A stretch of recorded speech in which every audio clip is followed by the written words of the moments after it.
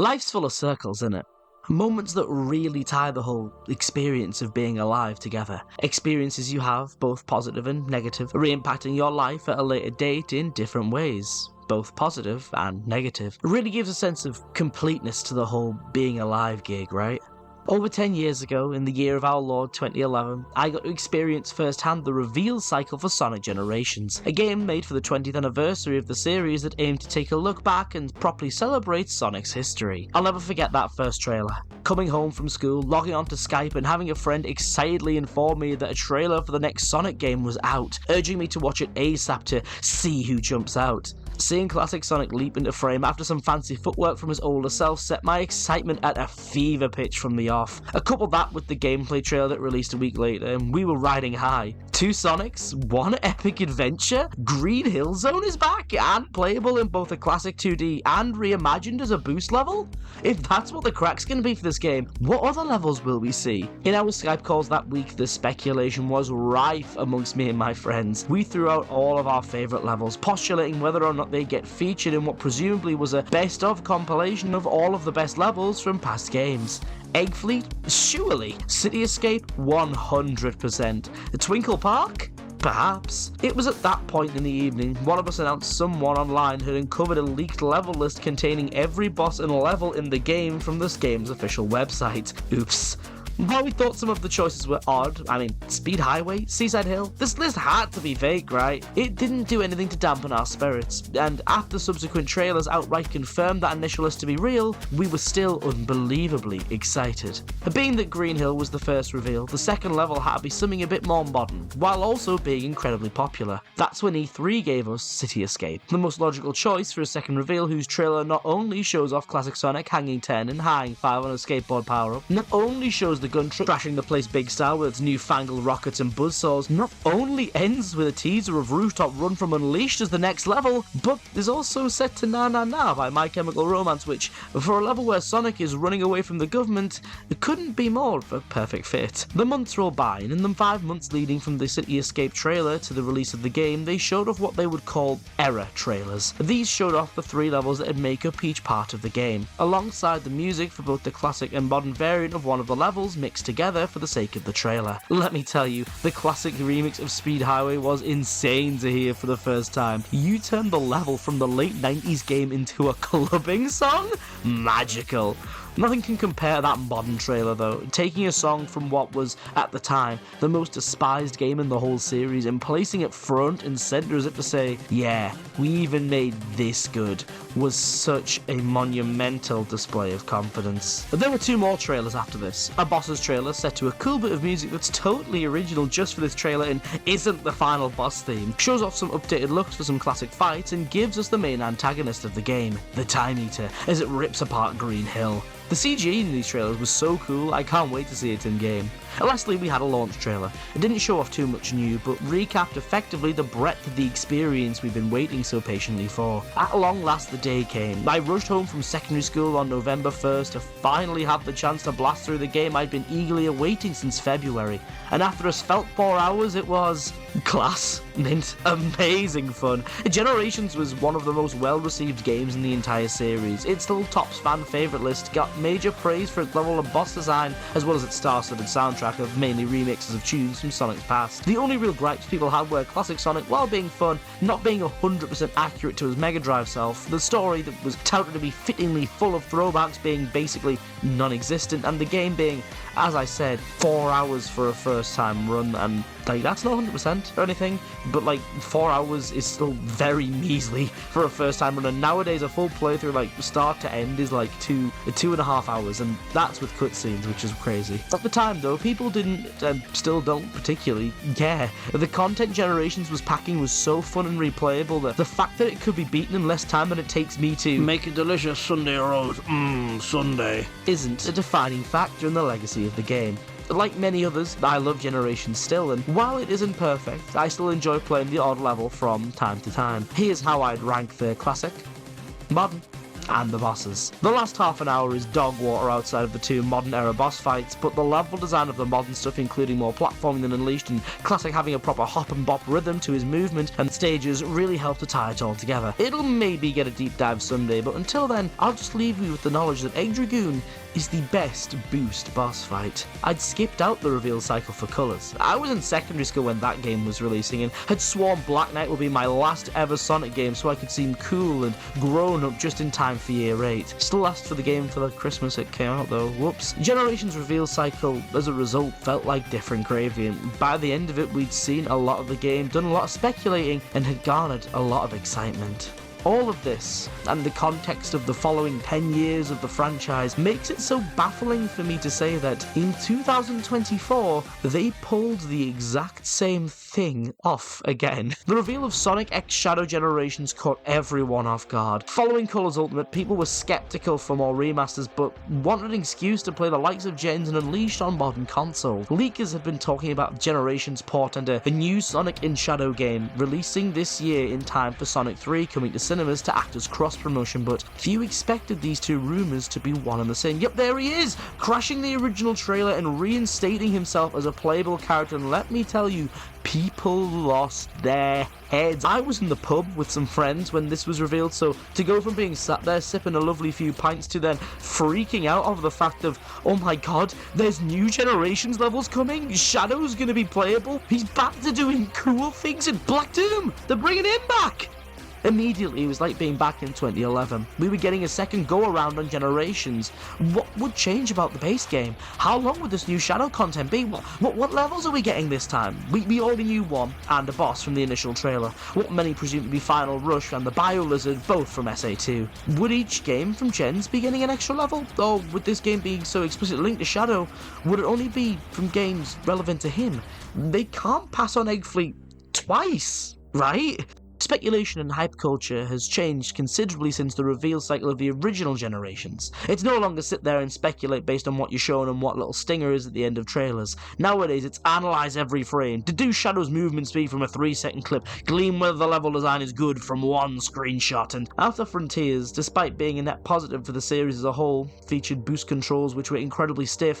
This initial trailer, while being met with excitement like the original, was also met with a fair bit more skepticism. So when the trailer did the traditional Sonic thing of showing off homing attack chains and linear parts of the stage, alarms were blaring for some.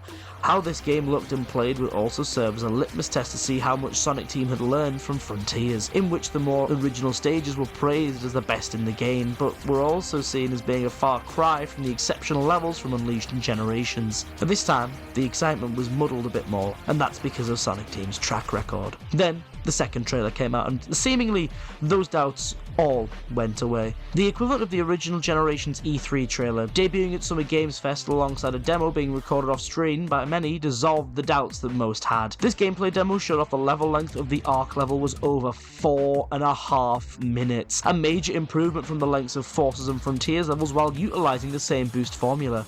Chaos Control was revealed to be a power the player had to actually use within gameplay, not just something for cutscenes and set pieces. Alternate routes were all over the shop, showing the designs of the levels had stepped up since the straightaways found in Forces. Bio-Lizard was also shown off in this demo and looked more akin to a Frontier-style Guardian fight than your standard boost encounter of chase him down and whack him. Open movement that looked good to control and required you to actually use Shadow's whole kit to beat the fight? Unheard of. Beyond the demo though, and taking a look at the trailer, holy shit! Rail Canyon? New models and assets being made instead of recycling and recoloring old ones? Kingdom Valley? Wings? Kingdom Valley in the original Gens was always the number 2 choice behind Crisis City, and it being chosen here lit the flame of speculation even brighter. If Kingdom Valley was back, would Mephiles be a boss fight? These levels seem to be mainly ones super relevant to Shadow, so what others would we see? Westopolis? Black Comet? If we're being greedy, can I get a Black Knight level? This trailer was a big hit, only really being a downer on the note of confirming that 2D levels would also feature in the game, after the perspective had long outstayed its welcome over the past decade. But what we got after was even more tantalising.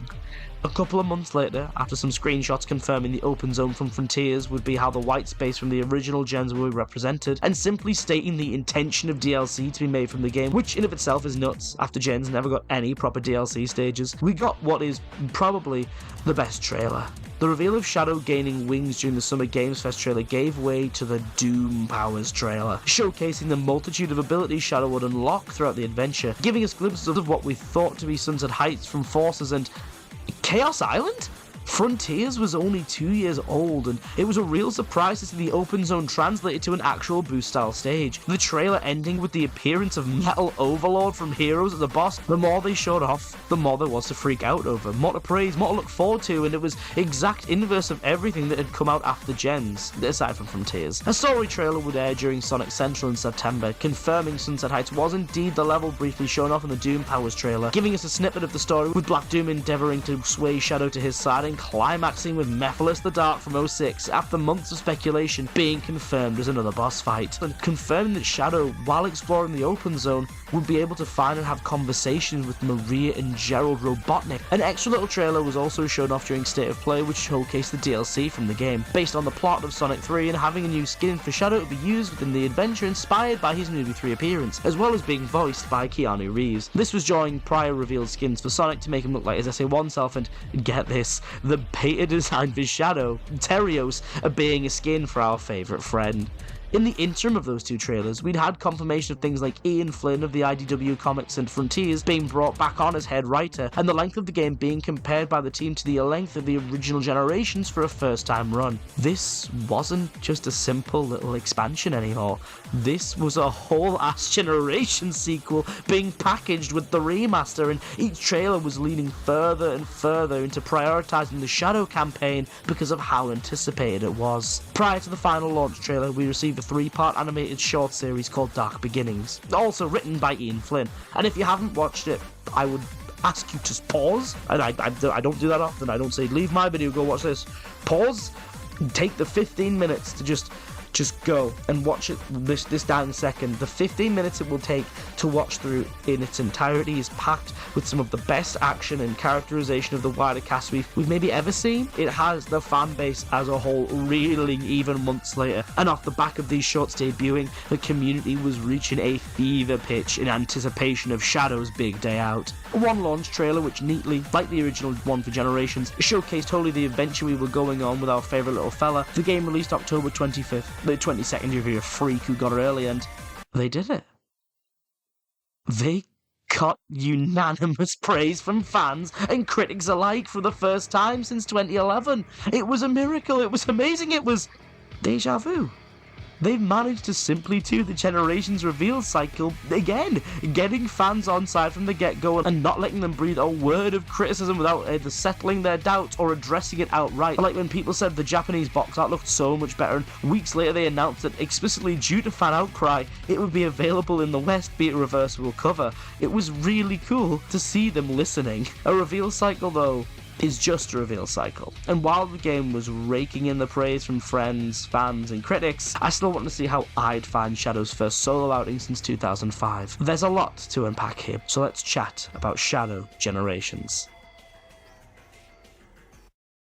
My usual style of script, at this point, would have us delving specifically into the story of the game before moving on to discuss music and finally the gameplay. For this video though, I wanted to try something out I want to use for a later video, so I'll be going through the game bit by bit and talking about everything as and when it comes up. The first thing we're greeted with is the title screen, letting us choose between Sonic Generations and Shadow Generations. Each part of the menu has its own track to represent that particular adventure. Before pressing start, you get this lush original track from our mate June, which has some lush energetic stuff at the start for the Sonics, and a bit of a heavier bit at the end to represent Shadow. Even snicks some parts of I Am in there as well. Thank you, June. On the screens for the individual adventures is where even more treats are found. As is tradition, for Generations, 95% of the soundtrack is made up of remixes and remasters of songs from Sonic's past, and the same is true for these two title screens. When selecting which game you want to play, Generations gives you a new remix of It Doesn't Matter from SA1, and Shadow Generations gives you Throw It All Away from SA2. Nice to hear these two getting some love after only being unlockable tracks from the original Generations. I've been playing Generations for over 10 years now. I came to see Shadow on his big day out, so let's have a look at Shadow's campaign. Oh, hello, haven't seen you in a bit.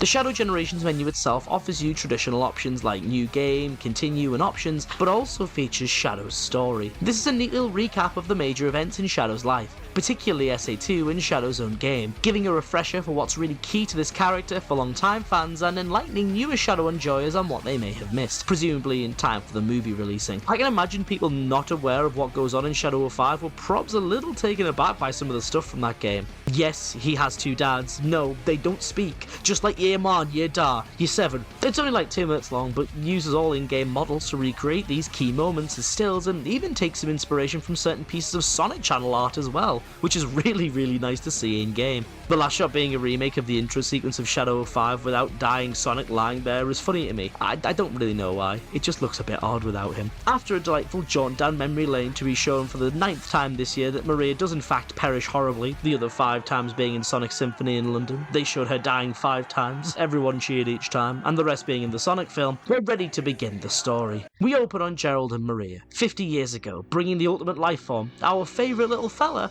into the world. We transition to the present day where Shadow is on the Ark having a chat with Rouge on the Blower while she helps set up Sonic's surprise party from Generations. As I said, I don't want to delve too deep into Dark Beginnings because it's peak and has some of the best characterization in the entire series for those involved, but it does have a little setup for this game. Shadow's having a bad dream, or waking nightmare about his past. He's reliving things that happened on the Ark, having scrapped with Emerald, spending time with Maria and getting chastised by the future gun commander, using his comics name, Abraham Tower, and having a bit of a moment when confronted by a Black Arms lava kept on the station for examination. He's concerned there's something nefarious afoot after in his head he hears what he believes is Black Doom's laugh. Fearing the parasitic alien warlord has somehow returned, he sets off to find a way to get to the Ark, first raiding an Eggman base where he happens to bump into Rouge and Omega on a job for Gun, with Rouge saying if he comes to Sonic's party, she'll help him get a rocket from a gun base. They ultimately succeed, and after having a very private moment in the rocket, Shadow heads to the Ark to check all as well. Again, that's a very reductive recap of the events of Dark Beginnings. I've linked the whole thing in the description, please give it a gander. Things will be different afterwards, I promise. After he gets to the Ark, though all seems initially well as he looks down on the Earth below, he soon discovers some sort of strange distortion that appears to be messing with reality itself on board the Ark. Fearlessly, he takes off to find the source of the wibbly-wobbly flaw, and here we have our first level. Space Colony Ark Act 1 isn't a past version of itself like in regular gens, or the rest of the levels in this game for that matter. It's set in the present day. Prior to release, people were labelling this level as Final Chase from SA2, as that's Shadow's level on board the Ark from that game, and then people were noticing it actually bore a closer resemblance to Final Rush, the Sonic's counterpart to Shadow's level, whose music track is the one remix for this level, adding in some more heavy instrumentation to actually make for a version of the song that I can really get down with and actually bother to remember. The assumption was that this level was called Space Colony Ark instead of Final Rush or Chase because it was the two of them mixed together, with some spice from the Ark levels in Shadow's own game, and while this is still true, the reasons for the name being Space Colony Ark is because that's simply what it is. It isn't Final Rush or Final Chase, it's the Ark in the present day. Here's where we get our first feel of how Shadow controls. People were concerned that because Shadow runs on an updated Frontiers engine, which is in itself an updated Forces engine, that a lot of the same problems that plagued Frontiers boost stages would carry over here, with stiff controls and slower feeling boost movement being the largest concerns permeating the minds of the fandom at large. A keyword I'd like to circle back to is updated though. This isn't the same as Frontiers, it's been polished, built upon, and as I said, updated, and oh mercy me, they've done some tinkering. Shadow's movement in this game is the best the boost has ever controlled. Plain and simple. Typically when we've had this ability in the past to compensate for the blistering speed it gives, it's restricted Sonic's controls, making it harder to move about without the use of extraneous abilities like the quick step and drift. For Shadow gens though, while reducing the speed a bit to compensate, Shadow, when boosting and not, controls far more freely, still able to give you a good sense of speed, but also giving you more room to control and maneuver so you no longer feel like you're dragging a car around when you're trying to move left or right when boosting. Beyond the boost and new control, Shadow's also got a couple of other tricks. He can double jump, air boost to give himself a little nudge upwards in distance in the air, think Forces but nowhere near as overpowered, slide, which only sees use once in the entire game, and stomp. New to this game, we've also got a couple extra moves in the form of Shadow's Chaos abilities. The first is Chaos Spear, a projectile used to stun enemies which can be used on the move as well as standing still. We'll talk about that in a little bit more depth a little later on. The other is Shadow's most iconic and important technique. Chaos Control is intrinsically linked to the character, and him having an emerald absorbed from the outset means that this ability is no longer just something for cutscenes, it's It's the core of his moveset. You earn it by either defeating enemies or finding capsules that charge it fully. When activated, time completely stops, meaning hazards, enemies, and even the timer of the level are paused for 5 seconds. Not only is this a way to get some insane times on the levels when used properly, but using it at the right moment is key for accessing some shortcuts throughout the stages, which we'll bring up as we discuss each stage. What's really cool as well is that the ability changes wholesale how you approach levels, particularly for speedrunning. All too often the optimal routes in these games interact with as few enemies as possible, other than to top up your boost or just blaze through them as fast as you can because they happen to be in the path you're taking. However, with enemies now having this new purpose of fueling chaos control but not doing anything for your boost, it means that finding the best routes through these levels takes on an extra dimension. It's not just about knowing the most optimal path, dodging automation and finding the best skips, it's about considering which enemies to take out to fuel your chaos control, which in itself is going to change things drastically in terms of how you approach the level depending on how and when you use it, if at all. It just adds a little extra layer of thought to how you go through these levels, and again, we'll dive into the specifics and how their individual designs incorporate this and other moves as we go through. And getting back to the arc itself, the first level comes with a natural spectacle of the setting. We're in outer space, blazing around high above the atmosphere with the planet below giving it a great sense of scale. As we start off, Shadow takes a quick wayward glance at his home, psychs himself up and goes for it. Being the first level, we start off with some tutorial bits to help you get to grips with Shadow's moves and how he's going to control. Your basic little jump, boost opportunities and homing attack chains are all here. The homing attack in Frontiers was a bit weird in cyberspace, as it was built as a combo start for the open zone, giving it this slight sluggishness and delay to emphasize the impact the first hit of your combo was going to have because of how that game's combat functions. Ultimately, this made the move feel very slow for the faster paced cyberspace stages, but here the homing attack is back to being fast as hell, and it taking on the form of Shadow's teleport for enemies and the traditional spin ball for terrain and grind rails. Even during these small tutorial sections, the team thought ahead for you when you really visit the level later for the S rank, packing little shortcuts here and there for the player to take should they notice them during their initial run. Stuff like jumping from the first rail to hit this one to cut the corner, sliding under the boxes and ignoring the enemies, giving you that choice of either building chaos control to utilize later or saving time there and then. The level features the anti-gravity panels from SA2. Beyond that, there's an even more obscure path further back to cut some time off, rewarding the eagle-eyed gamers for taking notice of the level. It's also got a couple of split-second reaction tests. Like springing off here, you have the chance to homing attack the rail to reach a higher, faster path. It takes you the same way, but you're rewarded for your reactions with that bit extra speed. It's after this the level starts teaching you about chaos control, first presenting it to you with a jump you don't need it for, but is a safe way to explore how the power works so you can get to grips with it, slowly ramping up the challenge and using the ability and showing off how it can create shortcuts if timed well or mitigate certain hazards completely. A great showcase of the ability that then leaves it up to you, the player, to discover how you can use it as fully as you can as you progress through the adventure. It even gets a Forces S quick time event, except instead of being an underwhelming end to a level, it's just because Shadow is cool. Get away, man! If the other portions of the level didn't convince you that this game is committed to alternate paths being baked in, then the interior of the arc certainly will. After getting inside this linear corridor which foregoes having things like dash ramps and springs and actually just expects you to use your natural momentum for boosting to reach higher paths, I know, wild, you'll find yourself in this larger room. This area is cool as hell, and there's actually 2 entrances to it, one of which is a reward for you realising that you teleport through lasers and using that to avoid a dash panel. Within the area there's a couple of ways to move forward. Each of these paths will put you back in the same place at the end of them, but they may get you to the next section faster, or you may have entered them from a different point. Just really neat to see this many choices on display for this one room. After a bit of automated zipping about, Shadow finally locates the source of the distortion, his horrible dad. No, the other one. It's really cool to see Doom back for this one, and the way they animate Doom's eye is really cool. Lots of wiggling about, lots of flailing of his little tentacles. Using whatever hold he seems to have over reality, Doom warps the arc, transforming the terrain as Shadow desperately tries to keep on solid ground. I love Shadow's animation during this. Bro was not prepared to see his dad and was not ready for this type of reality warping tomfoolery. He looks genuinely baffled, but it's nice to see him react accordingly to what's happening. I also love the idea of this being a completely in-game transition. In the reveal for this game, people assumed this was a cutscene, and it is, I guess, but the way the whole place completely transforms is just so cool. Like, they took the cool aspects from Capital City and Forces and just ramped it up to 100. What does Doom distort the arc into? Radical Highway.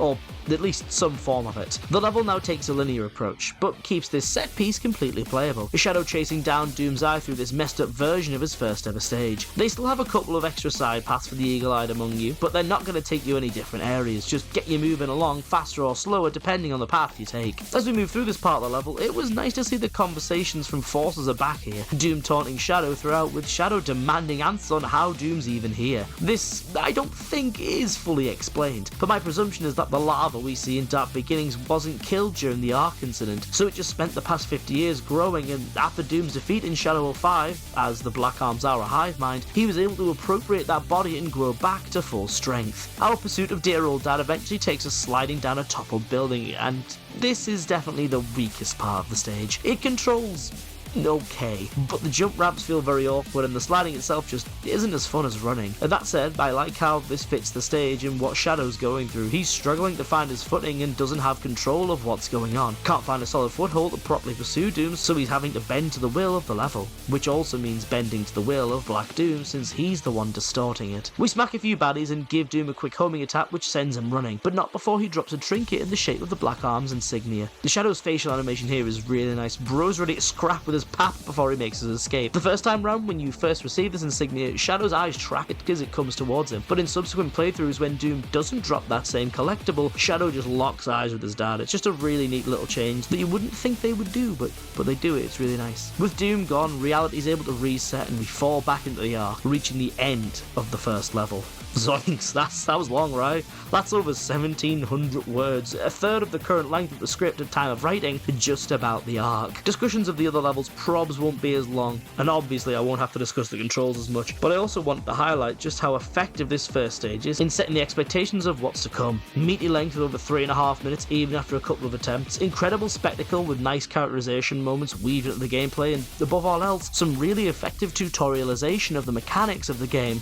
Okay, that's enough about the Ark, let's move on. Shadow's left pondering where Doom could have gone and what his plans are, realising though he's in the room where the fake Chaos Emerald from SA2 was kept after the events of that game. Shadow hoists it, remarking how truly alike the two are, just in time to see the Time Eater emerge and start making a mess. Hey, you mind if I come over and make a mess? Shadow awakens in the white space, joined by his bestest buddy Omega and a horrible great big thing in the sky which, after the Black Arms insignia we just got from Black Doom flies into it, opens a big goggly eye. It's now you get your first opportunity to explore the white space. The hub from Generations, originally a 2D area which is effectively an interactive level select, has been fully fleshed out into a Frontier-style open zone. And it's here, the first time I played, that I truly got to appreciate just how well Shadow handles in this game. From what I can tell, he controls identically within the levels and open zone, but I guess maybe because of the design of white space, he just feels even smoother here? I don't know. Regardless, this is the best a Sonic character has controlled since the adventure games in terms of freedom and handling. The only exception I would say is Frontiers, but there you literally get to tailor that control to your liking, so I don't think it's fair to count it since it's super subjective. The only thing they let us tweak here for Shadow's movement is his deceleration, which is still nice to be able to have control over, and hey, the whole control scheme is completely customizable, so you don't have to choose between a Frontiers or Gen's control style. You can make your own. The open zone at this moment is just the area surrounding the Ark level entrance, but you can still have a mooch around, do a bit platforming, talk to Omega if you fancy. You'll find some treasure chests scattered around too. These have a couple of different collectibles inside, a concept art, music tracks, and little recaps of the games relevant to Shadow and what his role was within them. The collection room you view them in also has Shadow's bike in it. Nice to see it here, even if we don't get to hop on for a little jaunt about.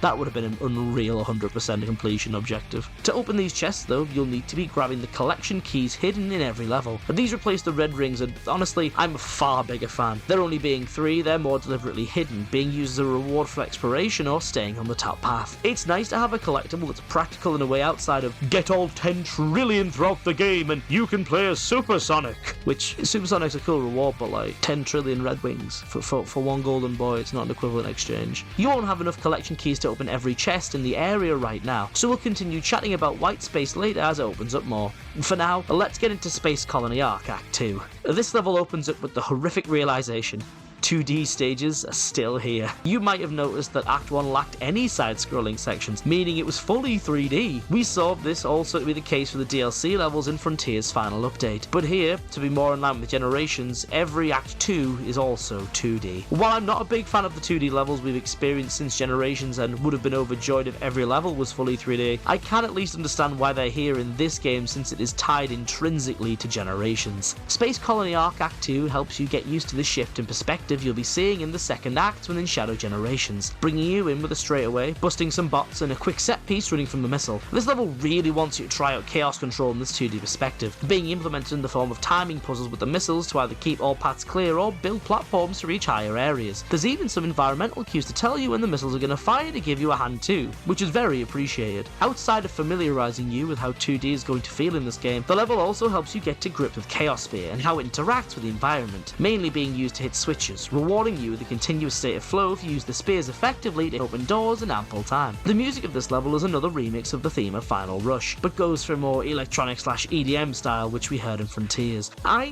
think this makes for a little bit less memorable of a track, and this stuff isn't really my vibe, but to be fair, it is still an okay listen, and does make it sound a little bit more like the theme of Final Chase as opposed to Final Rush, I guess. As we move to the outside of the arc, we're greeted by the green cylinders from Final Chase, and they're even more obtuse, I feel, given the 2D perspective. You'd think they'd be simple to traverse, but nope, they're awkward to dismount from and not fun at all to interact with. The best way to get off them is just boots to the top, but if you're going to go for some precision movement, they are a little bit obtuse to navigate, as I said. After homing attacking up some meteors, which feels very cool and just a very out of space and specifically arc thing to be doing, we get a bit of spectacle as we transition to the next part of level, and oh my god, man, Shadow's got worms!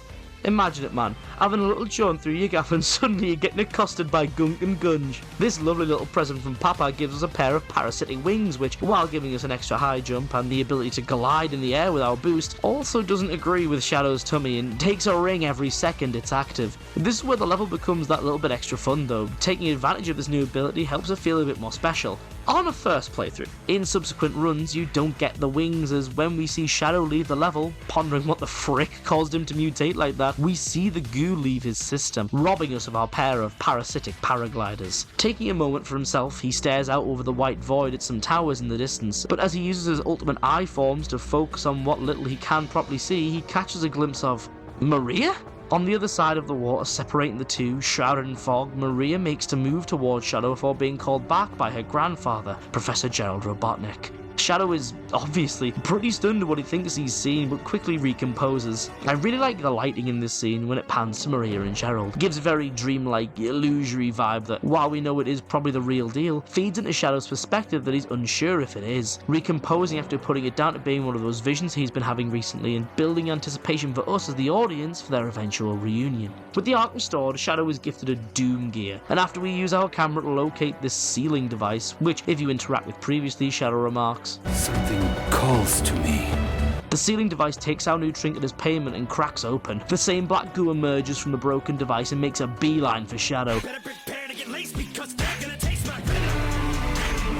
causing him seemingly great pain but also granting him a brand new ability, mutating and upgrading his Chaos Spear into Doom Spear. Doom Spear functions the same as Chaos Spear and has the same effect, only now by holding the button before firing you can lock on up to 5 targets before you launch. This is honestly the power that I forgot about the most. When I first played through, I legit didn't use it for a couple of levels, tending to use a single spear or mash the button because it had slipped my mind that I could even do this. Here's another use for Doom Spear, I guess. Pop all the balloons holding up this capsule and it'll open, giving you a page from the Professor's diary. I pre-ordered physically, as I always do for consoles that aren't Switch where possible. So I already read through all this while waiting for the game to install, and man, it's neat, it's really neat. So many little tidbits of lore that now, thanks to Flynn being at the helm and being given the opportunity to explore them through this particular medium with a character that's had his fingers in as merry pies as Gerald, helps the series feel more connected than it ever has. It helps tie a lot of little things together from the likes of SA2, Shadow Battle, even Rivals 2, and fleshes out a bit more who exactly Gerald was as a person, even mentioning and showing his family, which is wild. Reading it was a real treat, like eating a nice starter before a nice decadent main course. I also love how it's now canon that Maria designed Shadow's air shoes. That's very cute. With our new power in tow, we use Doom Spear to get through this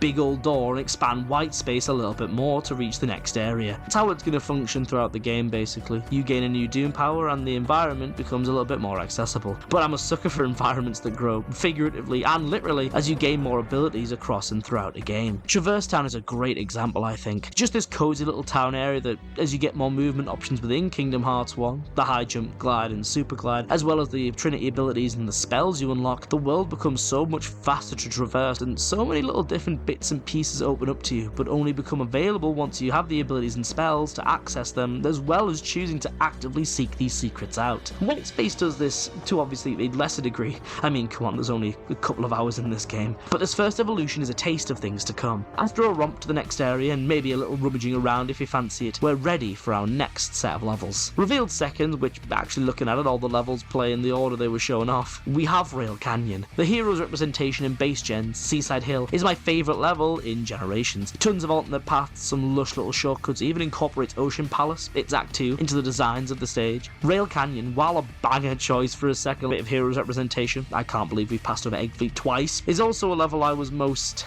concerned, I guess, about prior to release. In the original Heroes, the tension of Rail Canyon comes from the rail switching mechanics being a bit more involved and rather haphazard, meaning anytime you have to swap a rail, there's an inherent adrenaline from the risk you're about to take. In the 2 decades following Heroes, we've seen the system from hopping from rail to rail become a lot more simplified, streamlined, and ultimately risk-free. Just time yourself pressing one of the bumpers or flicking the stick to have whoever you're playing as flip to the rail in the chosen direction with zero risk of falling. With the game choosing to treat rails now more as a reaction challenge focused on maintaining speed via boost whilst avoiding enemies and obstacles. This means the core part of what made the original Rail Canyon, for better or worse, tense as hell because of the omnipresent bottomless pit, was completely gone by virtue of how the series has evolved over time and how rails are now utilised and viewed. This is the level that could have most easily gone wrong, but I'm very glad to tell you that this is not the case at all. Rail Canyon Sunrise vibes have never ever looked better. The music for Act 1 is once again a slightly heavier rearrangement of the original from Heroes, but I don't know why this track is the one that really clicks with me. The bass is absolutely beautiful. The slightly higher pitch of the melody makes it feel like a celebration, similar to how I feel Green Hill Act 2 in OG Gens really gives you that level of celebratory feel. And the change to incorporate what I believe is more keyboard, it helps the song take on a whole new vibe. On top of that, this is definitely the level that had the most new assets be made for it, but it still manages to embody the look and charm of the original Heroes level. The level focuses on what grinding has become over the course of the last 2 decades and absolutely owns it. The level opens up with a nice safe bit of rail switching, showing you, if you're new to all this, just how to switch rails and doing so in a safe environment before it puts you to the test, showcasing how it's going to be a test of reactions by having a collectible you can blaze by and miss if you're not paying attention. Getting to some solid ground for a moment, the level also takes time to introduce a new type of enemy. These baddies, whether it be through shields, electrical charge, or in this case spikes, can't simply be homing attack like your average Joes. You gotta chaos spear them first to stun them and lower their defenses so you can take them out.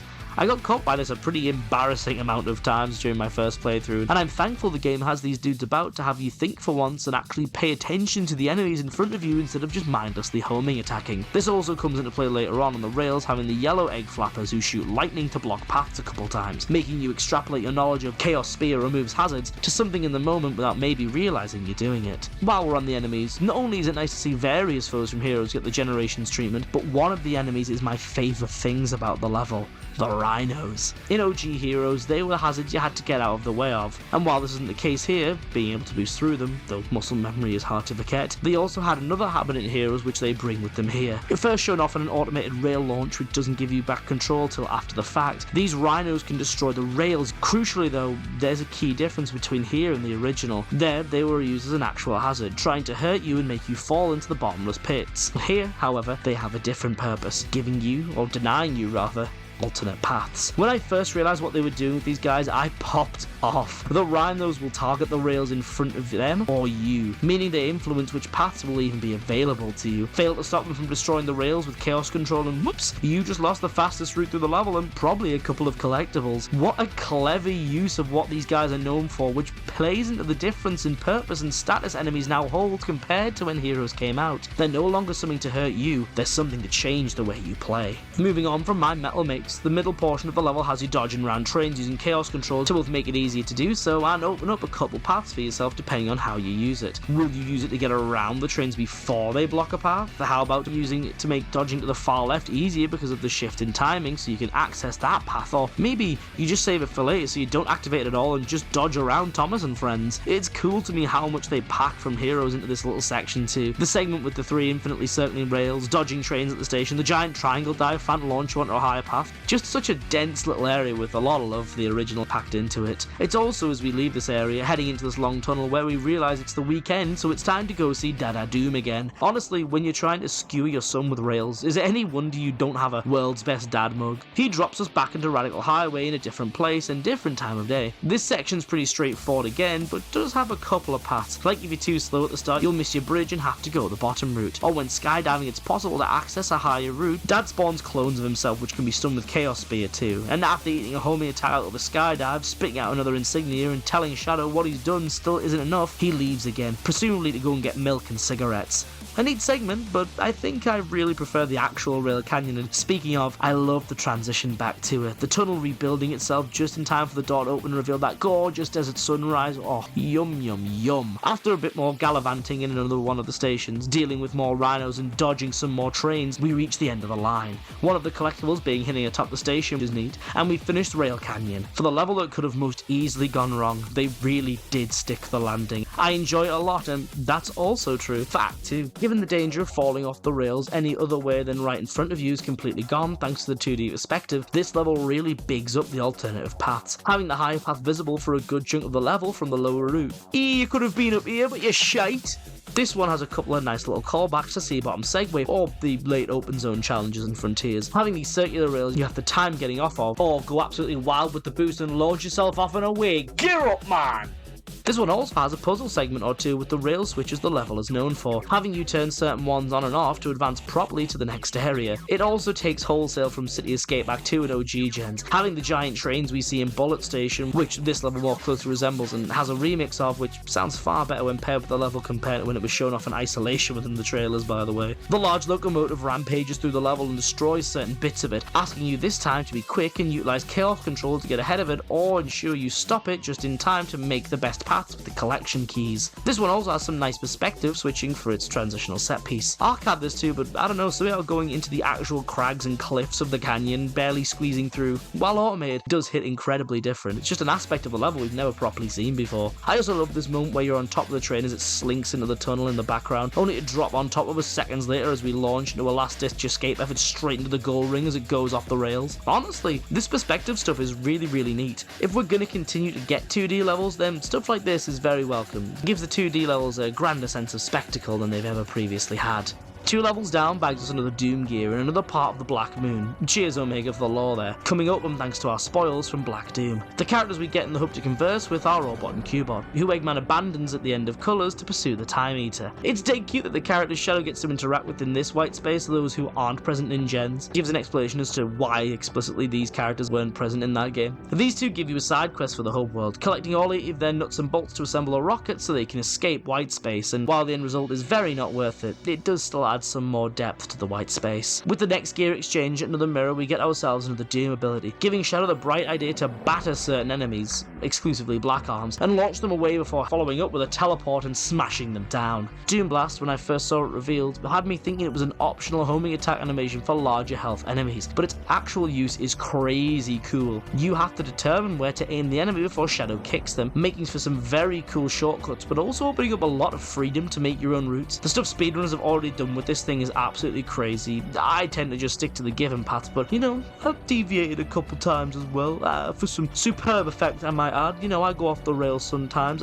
This ain't your grandma's home in attack, and I really like how they tutorialize this power too, having it be necessary to reach the next area at the top of this tower. A big shout out to this hidden secret here for being so hidden in completely plain sight, but, you know, I'm stupid. Our next area isn't a level at all, but the first boss gate. I like the heavy remix of the Time Eaters theme here. Gosh, they finally made that track sound good. Though it does mean we don't get white space remixes of the boss themes. I guess they wanted to keep it mysterious who was behind them. Like OG gens, we need to track down some bonus keys, and this is where the bonus missions come into play. In the original gens, these came up in different forms like time trials, character assist missions, using a specific skill or power up, or complete remixes of certain parts of the levels. Everyone always dunks on these, and while they're one of the less fun parts of OG gens, there's a couple standouts like Action Master and Rooftop Rail Grind. The missions here take on a slightly different form. Now, if I had to make a comparison, I'd say they're pretty akin to the missions in Unleashed. Segments of the levels are given specific focus with some new level design, and you're given a specific condition to complete before beating them. Stuff like collecting a certain amount of rings, destroying targets with Chaos Spear, defeating enemies, or basing around a stage gimmick like sinking platforms. While I previously lamented these in Unleashed, with most ultimately just being fine, I find the ones in this game much more enjoyable for the fact that they can be heavily impacted by Shadow's abilities like Chaos Spear and Chaos Control.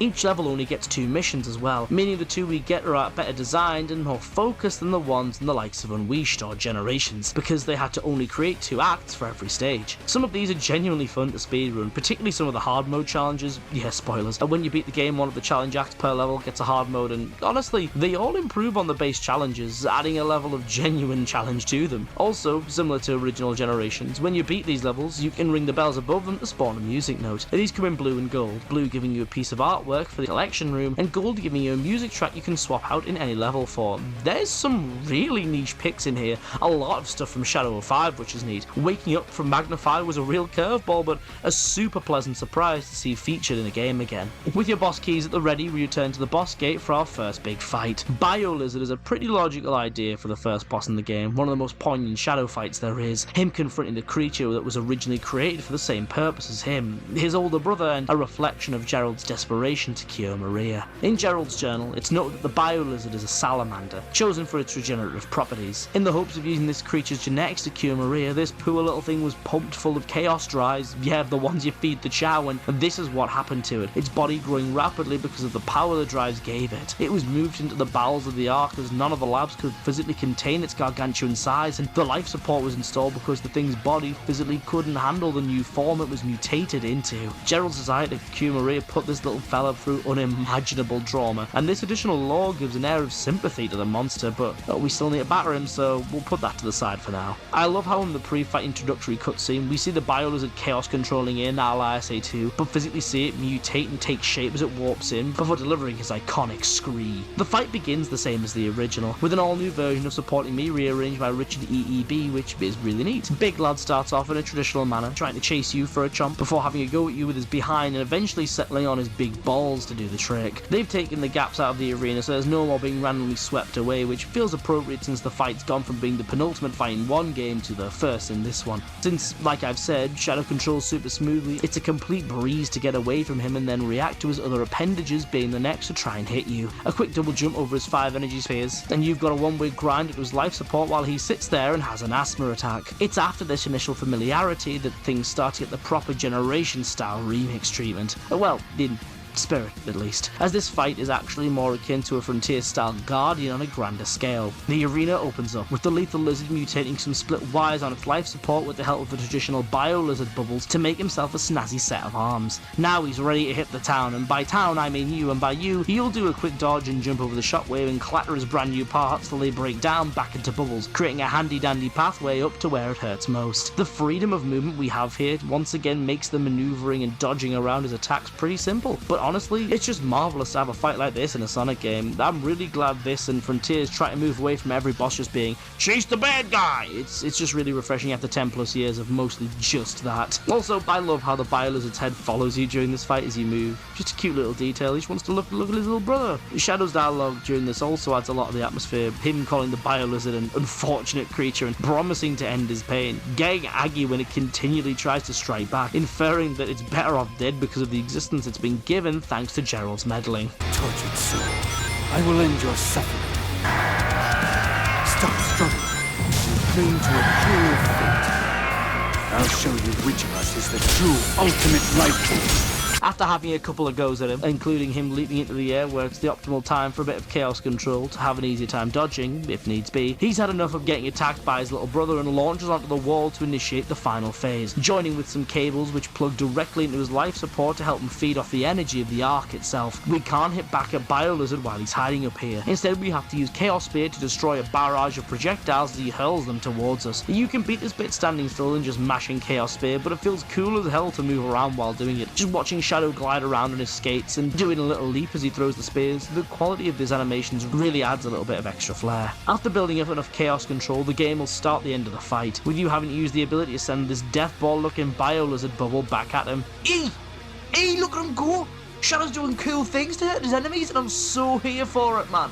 One more hit to his life support and Biolizard falls to the ground, its life support failing and the big fella going limp. Shadow has killed and will kill again. This is not a threat, but a promise. First time I played this, likely due to seeing so much of it pre-release, I wasn't super blown away, but replaying it in preparation for this video helped me to realise just how cool of a first fight it actually is. Simplistic but full of spectacle, which really goes a long way in making it a lot of fun. Beating Shadow's big brother and taking his Doom gear, the Black Moon cracks further and reveals the rest of White Space to us, the environment growing considerably and featuring lots of water and gunk, in addition to 2 new levels which we can tackle in whichever order we fancy. Before we have time to take off though, Doom appears and praises us for honing our new abilities, explaining how despite killing Doom and the Comet, the Black Arm survived their last invasion, but since time has now gone wonky thanks to the Time Eater, Doom saw it as an opportunity to fast track his plans for revenge and regain his powers. Shadow wants nothing to do with him and what he's saying and wants to settle things here and now. Doom, while praising how Shadow has grown, promises to fight us only when Shadow has been perfected and when both of them are back at full strength, leaving Shadow to take out his frustrations on Doom's eye. From here, we're guided by a homing attack chain to our next Doom power. A good chunk of the open zone is covered in water, so we need a way to get over it without drowning. Shadow's given the power to form a manta ray-like entity at his feet whenever he touches water, helping him to stay afloat and negating any further risk of drowning. Doom's surf is a bit stiff to control, and because of how smooth the rest of the game is, it does stand out just how hard it is to turn this thing. It can quick-step like Shadow to swipe to the left and right to break boxes, clear paths and kill enemies, but that's about it. That said, I like how quickly you transition on and off of Doom surf. It's very cool and means it doesn't break the pace while being stiffer than Shadow himself. It's a smooth process moving from watery terrain back to dry land and vice versa, and given the next level, we're going to need it.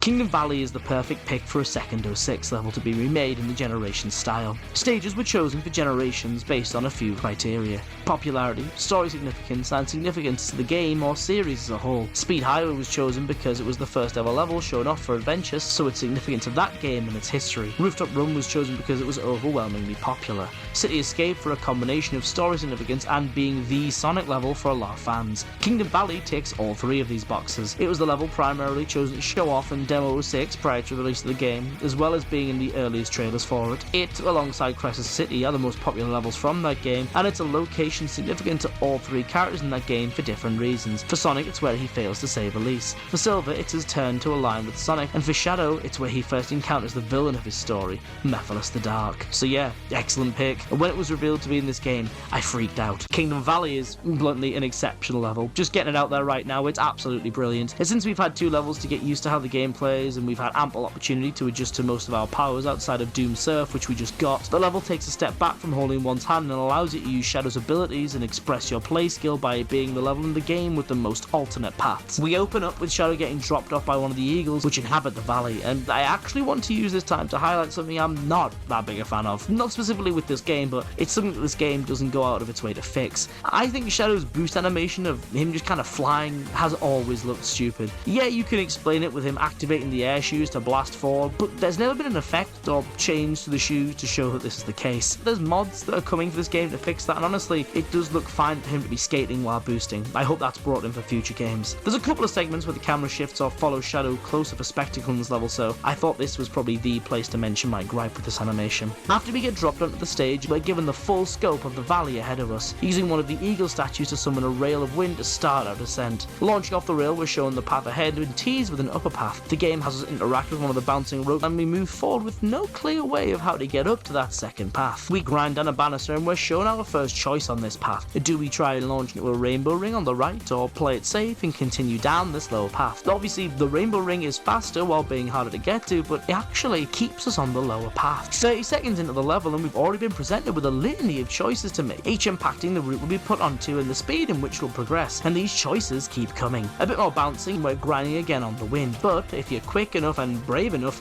you'll be able to jump from this first rail to find a second eagle statue, which takes you completely away from the valley for a brief moment to head through a cave for a collectible and a shortcut to the end of the section. This opening segment is really special and so very replayable. There were sections of this level, after weeks of playing this game, that I only experienced for the first time when recording footage for this video. Granted, these were lower sections I'd avoided, but the amount of options for traversing this first area is really something. After a quick flight on our eagle friend, we found ourselves on one of the many rivers encompassing the valley. These are a big part of Shadow's level in the original, having him navigate on the water on a slow, cumbersome hovercraft. But here we've got Doomserve instead, and the game wants us to use these early moments in the water to get used to it after a brief stint in the open zone, offering you a safe path around these bombs with the boxes you can bash away, or a riskier, faster one should you be able to control Doomserve well enough to jump into the dash ring. Of course, you can also just jump over the bombs if you can't quite get a handle on the thing in time to swing to the left or right. It's this simple little bit of design that I find so neat though, providing players on a replay when they're more used to Doomsurf with a path that, even in a small way, rewards the skill they've developed, while also offering opportunities to try the power out or just stay out of danger. I don't know, I just think it's cool. You round a corner and get a go at using one of the jump ramps the power has access to. The timing feels a little bit off compared to what you'd think, but I mainly chalk that up to me simply assuming first time it'll be similar to the City Escape board in terms of timing, speed and control, and while it is similar, it's not quite the same, so it threw me off. Round the next corner though, the game then says, go on then, have some fun, giving you another section with a cornucopia of options for how to progress. The first time I saw this section while playing, I felt so overwhelmed because of everything I could see. It looks like there's something like 7 different paths here, and while it does boil more down to there's 3 paths with various different places to get on and off them, exploring this section on multiple replays was a blast. They all ultimately send you the same way, but I love transitioning to and from the water. It was a real rush, especially since the switches are so seamless. We're then launched out of the water, narrowly avoiding a waterfall, and Shadow does a nice flip to show how cool he is. Oh, look at him go. Get on, son. We're back to running, at this time through the ruins of the churches and cathedrals that populate the area, with a shortcut using the ropes and a well-timed air boost rewarding you with a fast track through proceedings. This section may appear the most linear, but there's 1 or 2 deviations you can take, like moving to the left side of the area using Doom Blast to cut off some of the springs and grand rails to get to the church, and it's him! I like him. Oh, I'm glad he's here.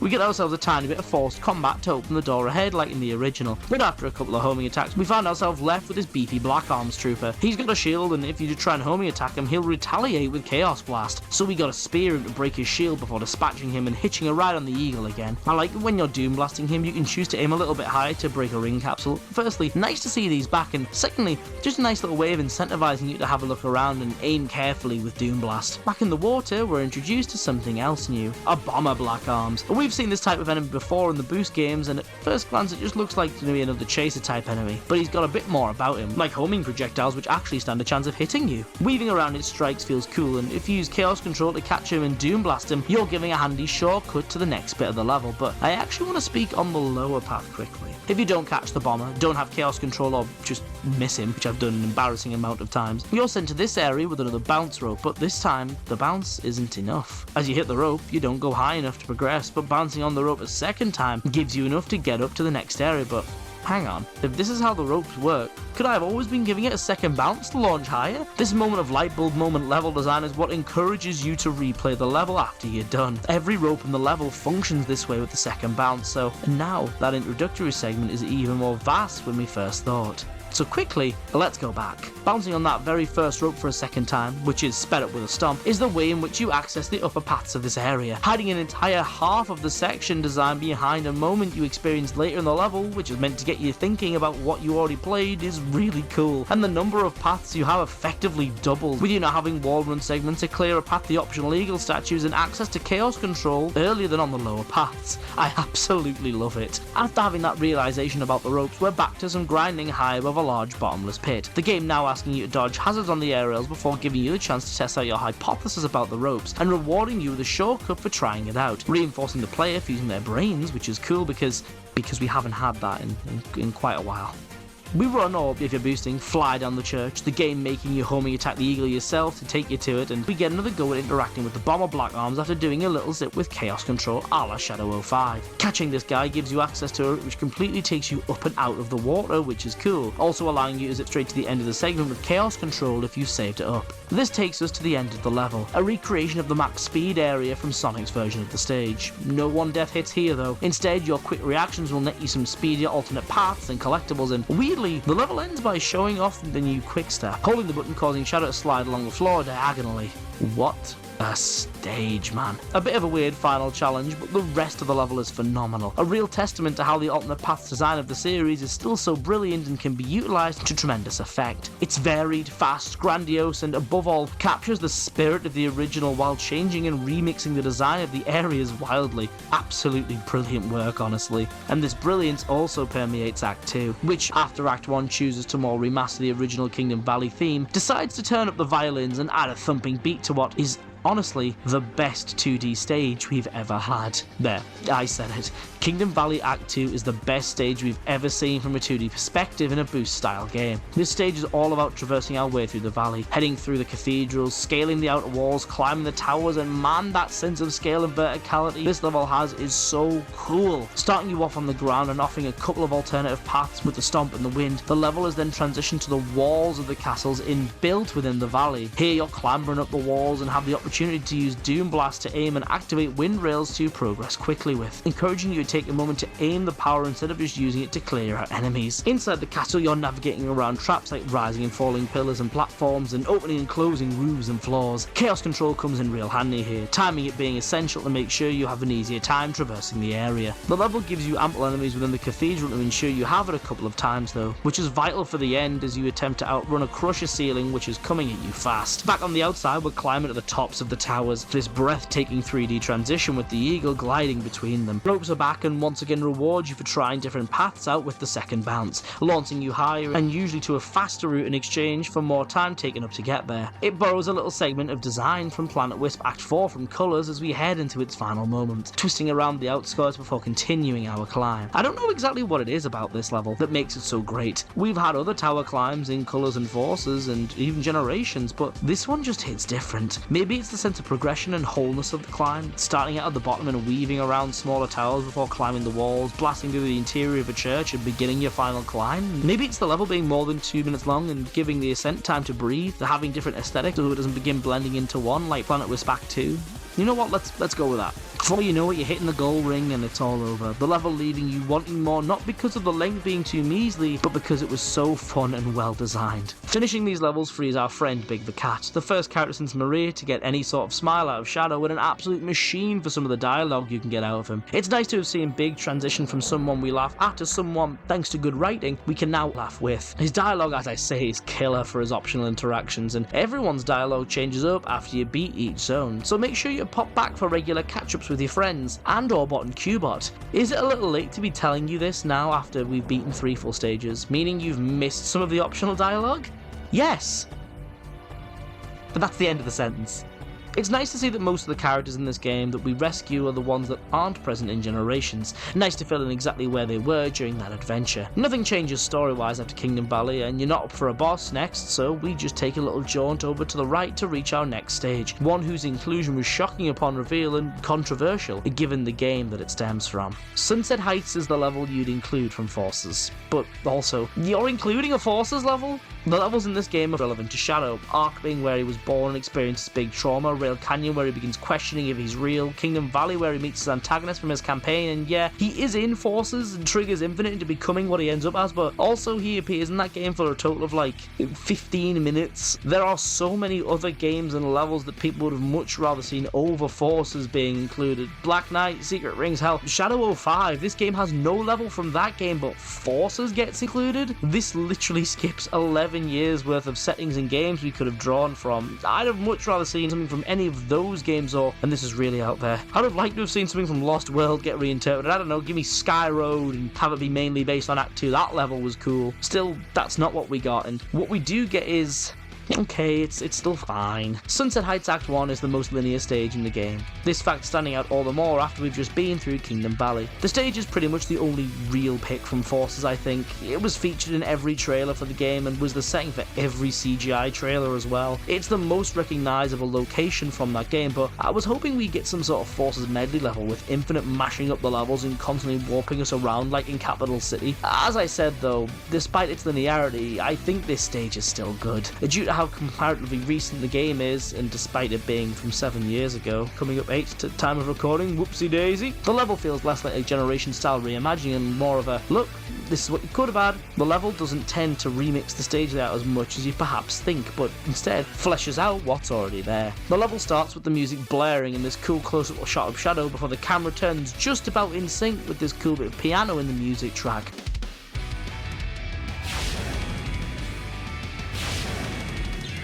From there, it goes into the original level's opening seconds, with the Death Egg robots smashing things up in the distance and the steep decline into the sunset ahead. This formerly long stretch of just boosting and ramming through defenseless enemies has been spiced up with a fresh trail of dash rings at the start, if you time your jump correctly, and some water spouts which, if bumped into, stop you dead and helplessly float you to the top. This, alongside the rubble scattered into the main path, means you actually have to try and move around to avoid the water, and leans into the fact that the city is getting wrecked by the robots. The plumbing's gone wrong. That's how bad things are getting. The rest of the initial stretch remakes most of the original level, just adding in some actual set dressing to make it feel like a fuller level. There's this neat homing attack pathway you have to use Chaos Control on this enemy for in order to reach one of the collection keys. That's pretty neat, asking for some patience while you time the spaces between the bullets so you can Chaos Control and boing off them later. Really pretty good. You'd be a thumbs up from me. You've got this big spike device in the middle of the fountain square now, means you actually have to move around and avoid things, which is a nice inversion on Force's traditional level design of just move forward.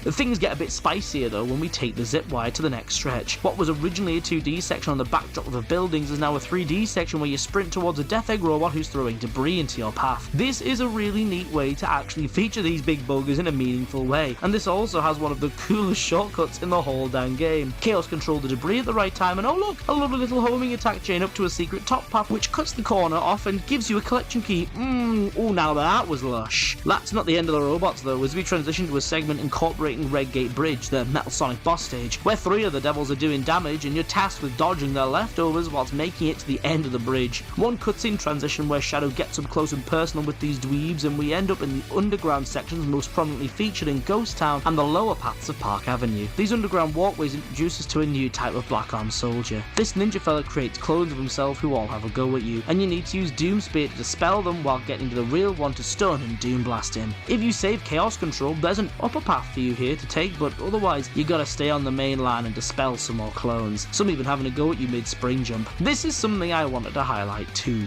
The game often seeks to reduce automation in a couple of little ways. Things like where you won't make the next spring unless you actively go out of the way to homing attack yourself, the eagle in Kingdom Valley requiring you to actively press a button to activate the transitional set piece. In this instance it's also used to get you to a shortcut too, but this is present in other levels as well, and it's a really minuscule thing. It does wonders for actually having the player feel involved in what's going on. Reducing automation that little bit and having you do things just feels better than in most other titles where the automation in a sequence like this would likely take hold. In line with its heritage as a Forces level, the actual Forces portion of the stage ends the fastest compared to the other stages, as Doom laughs at us and once again starts to warp reality. This is the final time we'll be accosted by Doom, and the transitional cutscene is once again just so cool, lots of constant movement. Again, I said it earlier, but it's just lovely to see Shadow doing cool things again on the regular. The main portion of this segment, unfortunately, I think, is the weakest one we've seen, with it focusing on these tunnels that restrict your controls to feel more like Lost World's Honeycomb Highway than anything else. Right big bang of the slide levels in Mario Galaxy. There's a segment in the middle with a couple of routes to take, but it only lasts about 20-30 seconds before putting you back into these tunnels. The last one is kinda cool, it actively punishes you for prioritizing boost over being able to navigate the segment, which is neat. Doom's once again complementing Shadow's transformation with the Doom powers, and the spectacle of the whole reality warping thing is still cool difficult to see, and I like how it bends the buildings, but again, I'd probably say it's the weakest of the three of these segments that we've played. The tunnel we're running up collapses, and Shadow has just enough time to hit a pose before landing straight in front of the goal ring. Yeah, it ends right after the Doom segment. Kinda wish there was a bit more here. Thankfully, this is where Act 2 steps into frame.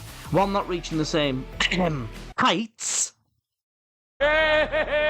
as Kingdom Valley Act 2, Sunset Heights Act 2 does very much give it a run for its money. Immediately the atmosphere in this one is really striking, turning the sun-soaked battlefield into just a soaked battlefield, with rain pouring down from the gloomy skies above during the entire level, really making it feel like the tragic aftermath of this entire city getting ravaged by Eggman's army. Since we saw the water flooding out of the damaged pipes in Act 1, and we have the rain here, this one's going to feature quite a bit of Doom Surf later on, but to start, it's a pure test of reactions. The level also introduces a new type of spring to the series, being filled with spikes on the inside, meaning you need to Doom Spear before you bounce on it, to make it safe to do so. The main feature of this level is the Death Egg robots, who I thought were neat being a factor in Act 1, once again being a nuisance here. This time they're far more involved, with them lasering away the platforms ahead of you before targeting the ones you're running on. Quick reactions and chaos control usage will help keep their influence to a minimum, but it's still nice to see them having a continued presence within the stage even after their main assault in Act 1 has concluded. Taking a cue from episode Shadow with Enforcers, it also has those long buzz bomber chains which auto-homing attack you, allowing you to access higher paths with a bit of patience and actually timing your homing attacks instead of just blasting through them, having to time it just right so you'll end the chain as soon as the next one begins. A quick excursion around some missiles under Reggae Bridge takes us once again into the underground of the city, where Doomsurf helps us traverse what's left of the water. This is another area where the game taunts you with the top path if you get stuck on the bottom, and honestly reaching it can be kinda hard to figure out during the second portion. You gotta take a bit of a leap of faith to find this buzz bomber chain which will put you back up there. Staying on the top path will have you using chaos control to stop water gushing out of these pipes and pushing you down, something original to this version of the level and helps to give it, alongside the robots from earlier, a bit more of an identity than the original. After this, you're back into the rain and robot territory, with the goal ring just about in sight. Here, with chaos control, you can stop the Death Egg robot's punch and use it to platform to the end of the level.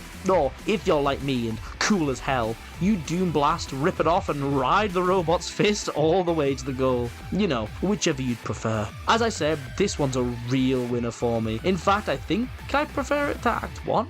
Probably by quite a bit actually, now that I'm really pondering it, and it's been about 3 months since the game came out. Yeah, no, but probably far better than Act 1 actually, there you go. It does a good job of testing your reactions, gives you a good couple of paths to take, remixes and expands upon a known level to help this generation's version have its own identities, and it's just really fun and gratifying to blast through. As I said, not quite up there with Kingdom Valley, but certainly my overall second favourite 2D level. Time for some more story now, with Shadow saving Maria from some errant Black Arm soldiers who, after Shadow annihilates their first friend, really seem to consider their actions before Shadow easily dispatches them with a single kick to the jaw each.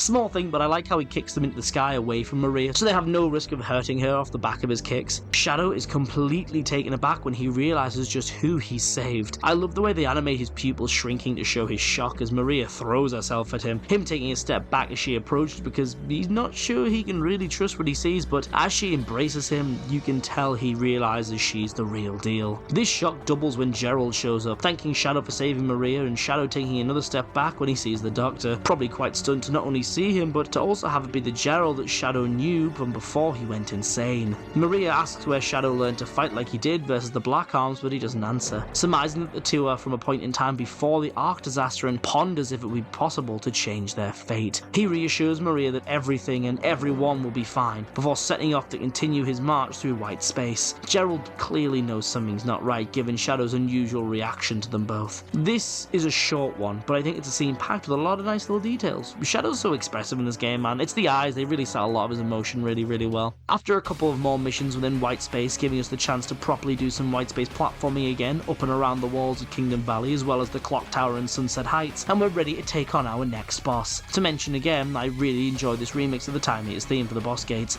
Makes it so you're not sure who you're up against, except you are sure who's coming next, because they showed off the entire game except for the final boss, like the OG gens in the trailers. Whoops! Despite already knowing this was in the game though, it's still a treat to get to see it remastered. It's Metal Overlord from Sonic Heroes, getting the perfect chaos treatment by being a supersonic fight reinterpreted for base Shadow and his trusty Doomsurf. The setting for the original fight was in the ruins of Eggman's fleet, high above the clouds, but this one takes place on the water in what many thought was Network Terminal from Forces. Officially though, since this is the Heroes version of Metal, this is actually meant to be the ruins of a crashed egg fleet, and while I appreciate the attempt, it is very clearly just recolored Chemical Plant. People are trying to say since Egg Fleet was originally conceptualized as an underwater base instead of high in the sky that it's paying homage to that, but no, I think they just reused Chemical Plant resources from Forces that they already had to cut down on development time. This is probably also the reason we had Sunset Heights and the next level too, less new resources to have to make. This reused scenery doesn't impact the boss at all, however, and the atmosphere here is just class. We're constantly moving since we're on Doomsurf, and that feeling of pushing forward, smashing debris into metal while a remaster of What I'm Made Of is blaring just feels so cool. This one is a winner from the off, and that's before Metal opens as Gob. Yeah, like Shadow and the Biolizard fight, Metal's got some choice words for Shadow, and the back and forth we have here is really quite nice. Metal's prattling on about how he's the ultimate life form, Shadow's a fake, Metal's the real Sonic, and Shadow just has no time for him. He's having none of it, basically calling him a freak in less than certain terms, before saying he's going to kill him. I am now the true Sonic,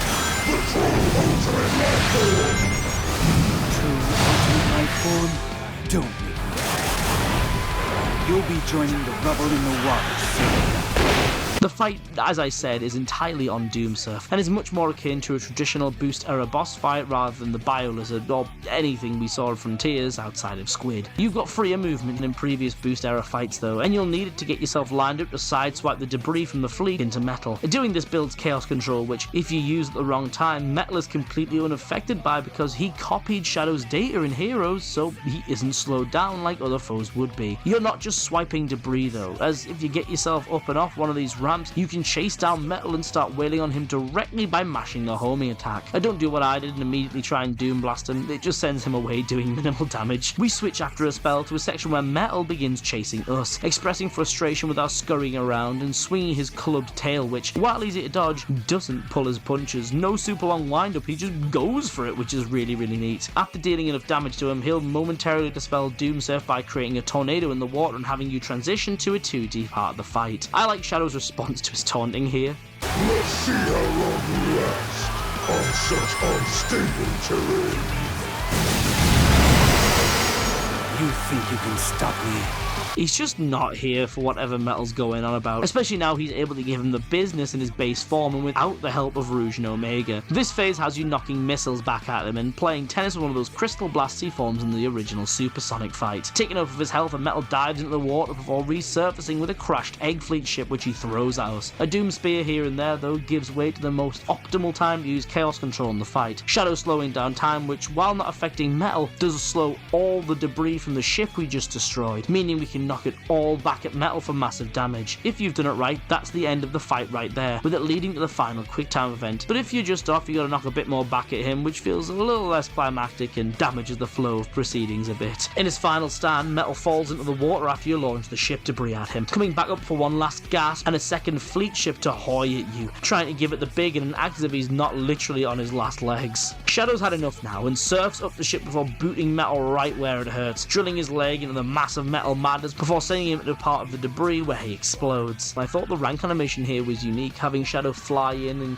land on this big platform within the debris, but upon closer inspection, it's not that unique. Though, the ranking animations are something I want to touch on. The S-rank animation has this little bit of rumble in it when he hits the ground, which is really lush. I love how the animation is synced up to the end of the level music too. Gives you that little bit of positive reinforcement when you get the S. The game also borrows from Unleashed by having the ranking impact the level end theme. It either goes from being the full level end from Shadow for getting an S or getting progressively shorter for lower rankings. It's really nice. This boss is defo one that's grown on me over time. I wasn't super impressed when I first played it. It felt like it wanted to be Egg Dragoon from Gens and wasn't quite hitting, but it's really brought up by the characterization and atmosphere being on point. The hard mode of this fight is really great too. Just adds a few more hazards and really tests how well you can precisely control Doomsurf while giving Metal more health. It's really fun. Biolizard has one too, where they chain things like the speed of his attacks, so those balls are going to be a little bit tighter to dodge, and means you've got to use your full skill set and boost jumps to get over them. It's really, really nice. Nice to see the hard fights asking that bit more of the player as well, instead of just giving the boss more health like in original generations. After shutting up Metal, Shadow heads back to Maria and Gerald. Maria asking if Shadow is in pain because of his mutation and the development of his powers. With Shadow saying he feels some link to the Black Moon, Gerald says it's because Shadow's alien blood is activating, expositing for new players Shadow's backstory and revealing because of the Black Arms being a hive mind and Shadow having Doom's blood, that Doom's plan is likely to mutate Shadow further into the ultimate weapon before controlling his mind or possessing and taking over his body the same way he transfers his consciousness into the eye, also meaning that as Shadow grows in strength with his Doom powers, so does Doom. Shadow thinks for a second before shrugging it off, determined to use these powers that are being forced upon him to defeat Doom. I still like that Shadow, when he talks to the Professor, a lot of the time doesn't look him directly in the eye, and when the Professor is talking to him, he sort of looks past him. Again, probably a bit weird to see his dad be so nice again and not, you know.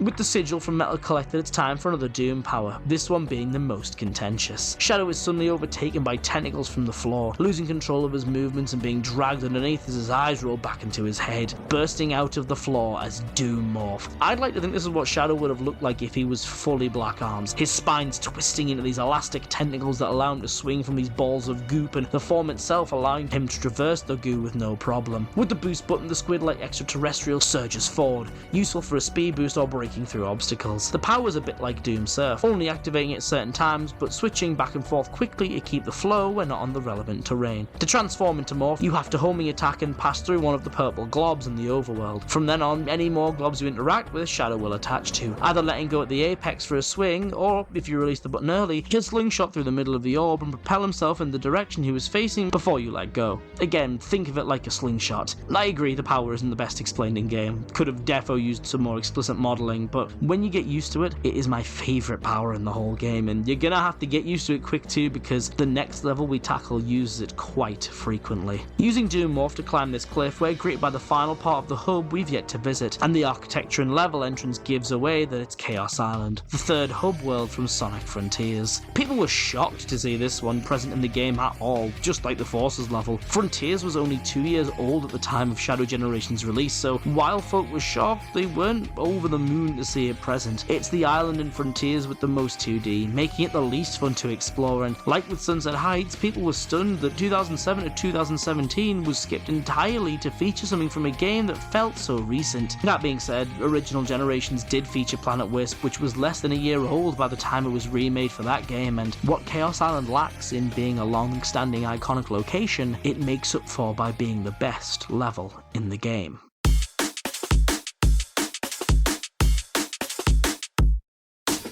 Apologise. The whole wide world needs to apologise to this music track. When it was unveiled ahead of the game's release, people abhorred it. What was it meant to remix? It hurts my ears. I was one of those people, but over time the song has only grown on me. It truly is insane how much of a turnaround this song has had for me when paired with this stage, transforming one of the only more upbeat songs from Frontiers Open Zone, the Chaos Island second movement, into this high-octane assault on the senses is weird because when the piano of the original comes back in, it reminds you, oh yeah, this is a Frontiers song. The music isn't the only thing that's seen a radical metamorphosis, because while a Frontiers level wasn't expected, given how most of the levels in that game's designs are recycled, the idea of converting an open zone into a boost stage was certainly interesting to say the least, and the job they did here was spectacular. We open up with Shadow running down a mountain, launching off a dash ramp as the music drops, and you have to use the boost to launch off your choice of ramp, the sides giving you a well-timed air boost into a rainbow ring, and the middle launching you onto a lower path which takes a bit more time to jump up. Almost immediately the level has you transforming into Doom Morph, and I guess you can call him the gimmick of the level because the power is used a ton over the course of the stage. It's honestly quite the test of how well you understand and can use your new toy. The level giving you a swing to overcome before giving you the choice of a swing point to the right which wants you to launch off it, or a dash through some breakable boxes to the mainland. When you first play it, you'll likely try the launch path a couple of times before defaulting to the simpler path, which does actually have chances for you to get back onto the upper path the launch leads you to, but only with some nice aerial maneuvering or by taking the time to backtrack and smash these boxes, which obviously isn't the best feeling when you want to go fast. Pushing forward, we take out some enemies and see off to the side some more Morph Orbs, tempting you with the collectible right in sight and a ticket to the faster alternative Morph path you've already been denied. The challenge to get on at this juncture though is a triple swing with Doom Morph, which again can be daunting for first time runs. The lower path has you interacting with a switch via Chaos Spear to activate some Frontier style platforms before sending you off into a mandatory morph section, having you climb a wall before heading into a homing attack chain and a zip line to take you to the next island. Just like in Frontiers, the next island. There you go. Design philosophy is the same as the first. Take a quicker morph dependent pathway or a slower shadow one, which still involves morph and actually with some good launches ends up that little bit quicker. I love launching off inclines with Doom Morph. It gives that sense of sheer untamed speed that is so cathartic in these games. While it can, as I said, be seen as the gimmick of the stage in terms of the design of its paths and these initial segments, I love how the game really wants you to try Doom Morph as much as possible and get better at using it. I said before, it's the hardest to master power, so I like the game giving you these opportunities to practice while still maintaining some decent speed and flow, even if you're not perfect. One platforming section with some slower wall riding, or a quick homing attack chain into the fattest morph launch, and you're greeted with a straightaway that's begging for you to blast down it with the burst of speed morph gets with the boost button. Blasting into this canyon, you've got a couple of choices to go. A morph path that's the most difficult yet to stay on, and a canyon below which includes some enemies which splits into some scaffold platforming. There is a way to return to the higher path, but again only with some quick aerial movement if you miss the initial grappling with Doom Morph. You can tackle this path with either of Morph's capabilities, either launching up to bag a collection key and do some goo movement,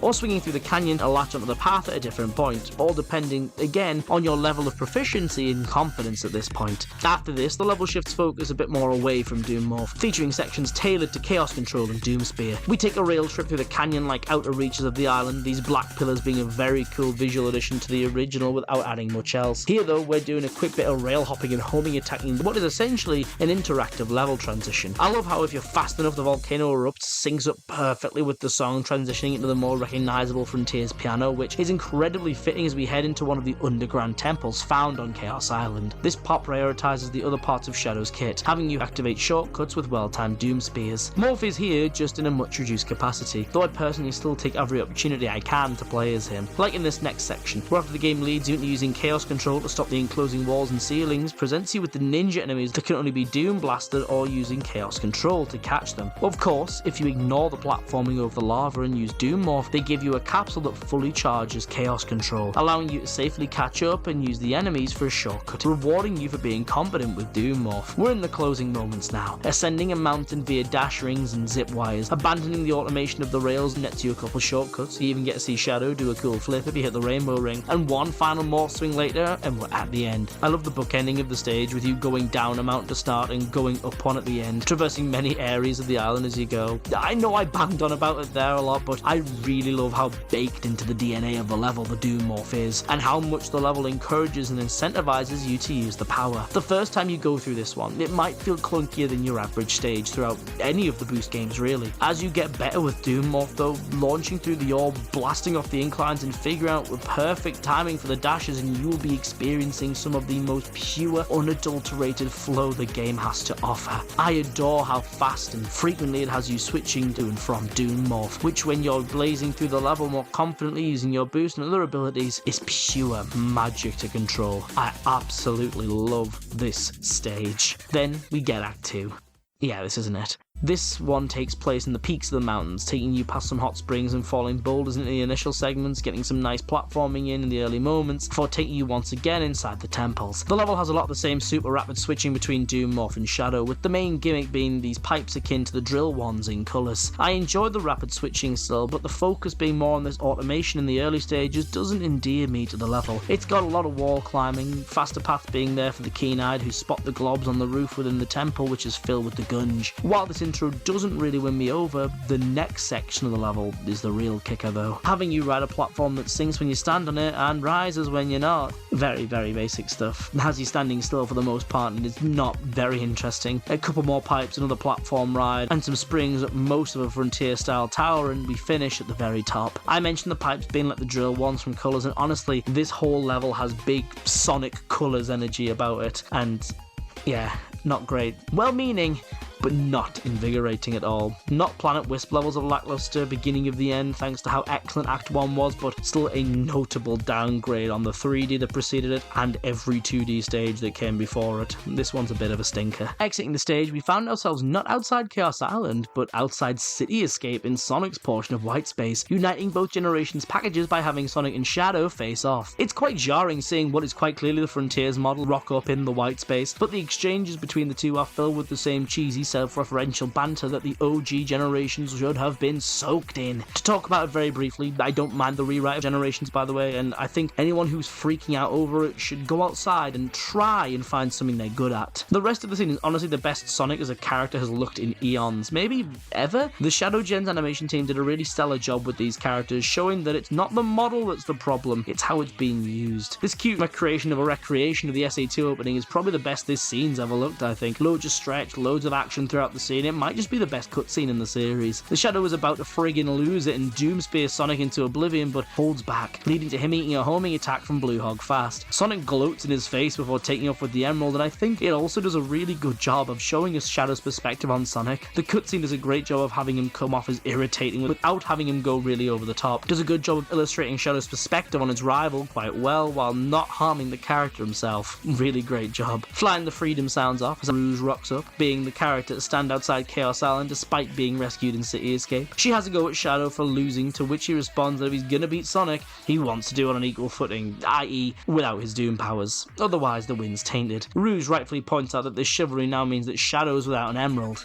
Or so she thought. Shadow reveals that he dropped the fake emerald he pocketed from the Ark, and says that if Shadow and Rouge have trouble differentiating them, then Sonic has no chance. Shadow says that Sonic can have the original, even promising this before their tussle, but only when he's done with it. To speak again on the animation, I think Rouge is animated insanely well. I think it's the flapping of her wings, it just looks really nice. I'm really glad we got to see her take wing. We're back in our own White Space now, clearing the challenges of Chaos Island to grab another round of keys. I love the detail in this Chaos Island area. Everywhere else, the geography of the stages feels natural. The environments have these collectibles and secrets and the platforming built into them, and while this is also true for Chaos Island, I love the detail of having to activate these switches, spawning in more Frontiers-esque open zone challenges and having you use Doomspear to solve a timing puzzle. It's a very neat touch and the best puzzle area in the game. Hopefully a bit of a proof of concept for what they're cooking for whatever comes next. Please? Okay, so we've grabbed our boss keys, but thanks to Chaos Island, we've now explored the entirety of the hub, so where's the next fight? The only thing we haven't probably looked into is this well here between the Ark and Rail Canyon. It was locked off earlier, but as soon as the water areas of the open zone open up, you can explore the bottom and oh, there's the boss gate, underground. Exploring around in the corruption near Chaos Island, we find the entrance to a cave only Doom Morph can enter. As we head down, the open zone anthem fades out and is replaced with this other song that we haven't heard before. This droning, ominous piece tinged with violin and pianos fills these underground expanses with this sense of foreboding, like we're not really meant to be down here. Exploring somewhere that the world itself doesn't really want you looking. As we work our way through, the corruption gets thicker and more all-consuming, plastering the walls, floors, and even ceilings until we finally reach the boss gate, and there's only really one enemy that could be waiting for us behind it. As soon as the first note of this song plays, as soon as we see that we're in Dusty Desert, as soon as we see the Scepter of Darkness floating there, there's zero doubt who's about to show up. Shadow doesn't know what this artifact is, but it breaks open and the whole ground is flooded with the same corruption from the open zone, these rotten, faceless creatures erupting to have a go at Shadow. He deals with them handily, turning his back for a moment and giving plenty of time for Mephiles the Dark to rise up from the darkness and immediately launch the killing blow at Shadow that he used to kill Sonic in 06, one that Shadow is barely able to dodge thanks to the gun limiting his mobility. The music crescendos as Mephiles rises and becomes the camera's sole focus. Oh, this introduction is excellent. Easily the best build up to a fight in the whole game. Spoilers for the final boss, I guess. The way this intro treats Mephiles, Shadow's final boss in his 06 campaign, who we haven't seen since for obvious reasons, as such a big deal, is proper lush. Honestly, I really wish this hadn't been in any trailers of the game. Make it this big reveal and secret you only get to find out when you actually play the game would have made the incredible build-up even more poignant. Mephiles' whole gig here is, since 06 was erased from history and never happened, he's been erased from time and wants to make his way back into the timeline. He's not voiced by Dan Green this time, instead by Rob Harvey Damon, who you'll probably know as Akechi from Persona 5, whereas I'm different and know him as Joe in Digimon Adventure Tri. A Digimon reference in a Sonic video. I'm really treating myself today, aren't I? I've seen people saying they're not a fan of this take on the character, and while it is certainly different, I think it gives this very cool air of desperation. This once menacing and all-powerful god trying to recapture that sense of menace and control they once held, where they are now completely on the back foot and out of options. He states his intentions from the start, and with the traditional Darkness! he plunges into the battlefield, consuming it with the darkness from his original fight, and that we've seen permeating the overworld. Yeah, that's not Doom making that stuff. It's him, and I think that detail is really, really neat. The aim of the game here is evading his onslaught until you can grab a glob and transform into Doom Morph to chase down and ram into him, opening him up for a barrage. I love this animation here, which I didn't realise was a thing until a few weeks after initially playing. The game wants you to Doom Blast him into one of the corrupted eagle statues from 06 before spiking him down with the Shadow 05 overhead fist. This is efficient and the intended way to hurt him, but if you mash the homing attack instead to pummel Mephiles instead, you get this really cool exchange. Shadow gets his hands on Mephiles only for him to keep teleporting away. Shadow is able to catch up on Mephiles if you're playing hard mode, or try this in the second phase after doing it successfully once, eventually becomes invincible and readies his energy blade before swinging at Shadow. I'd recommend intentionally getting hurt by him just once, just so you don't miss this little line of optional dialogue. A taste of despair! Did you really think I'd fall for the same trick twice? Yeah, it's not what's intended, but I really love them including this, especially as something that you can really easily miss. After taking out the first orb, he'll abandon his blade in favour of hiding in the darkness and employing the strategy he did in his Flame Core fight in 06, staying under the darkness and having the clones he spawns try and grab and explode on you in droves. I love Mephiles' dialogue here, trying to engage Shadow in some light taunting, with Shadow just dismissively saying, What you're talking about, but I will crush you all the same.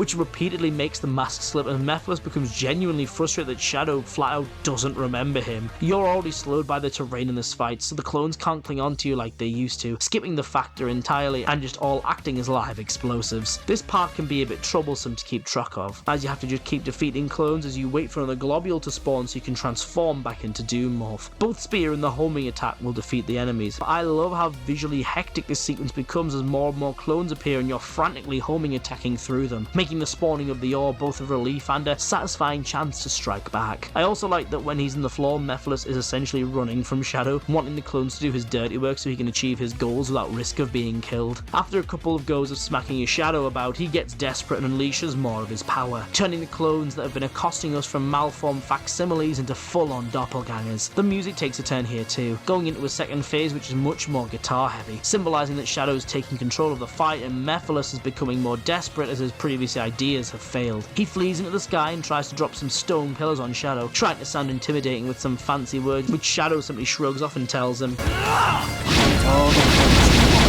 I'll just take care of them all.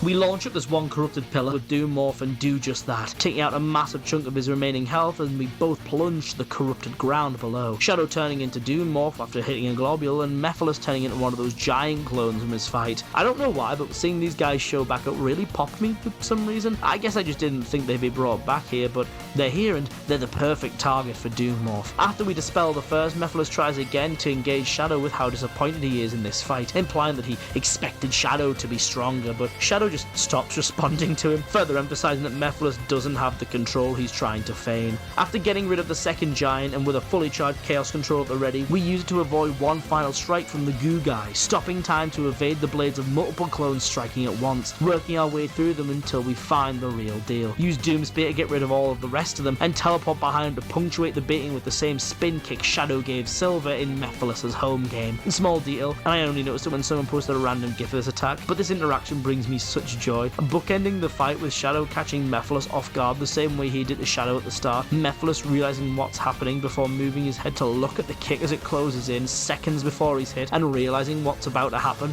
Mwah. Tiny detail, but so very well thought out and beautifully animated. Mephiles lets out a short shout of pain and frustration, frantically declaring, and launching one final flurry of the basic clones at Shadow. This is where the mask doesn't just slip, it comes off. Mephiles is out of options, overwhelmed and scared. It's so interesting to see this character portrayed in this way. Once again, Shadow does what he does best, effortlessly annihilating the clones before delivering one final punch to send Mephiles back into his prison, offering him some cutting final words.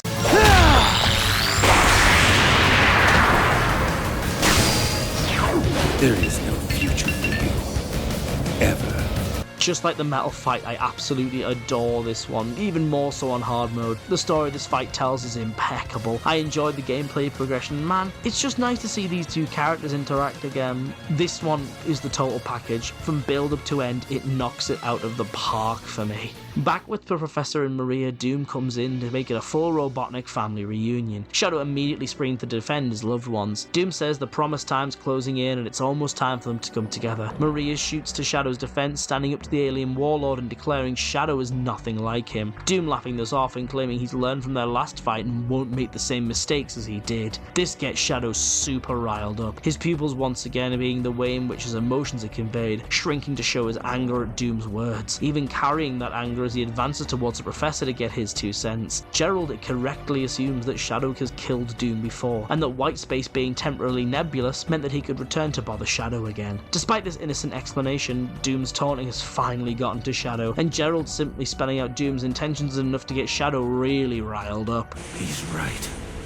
No more mistakes. This time, I will crush every last one of them. Marie is shaken by his anger, coming to Shadow's side to instantly calm him down, informing the viewer that she's the one who named Shadow. Do you know why I named you Shadow? Because without light, there's only darkness. But a shadow will show you where to find the light. Do you understand? I love the way that Shadow turns from Maria and takes off seemingly calmer. It's like because of his actions just now he doesn't see himself as to even be worthy to stand beside her, taking a few steps away from her before shooting off. We're off to claim our final Doom power now. Breaking the final seal, we're awarded with the power the game previewed us during Act 2 of Space Colony Arc.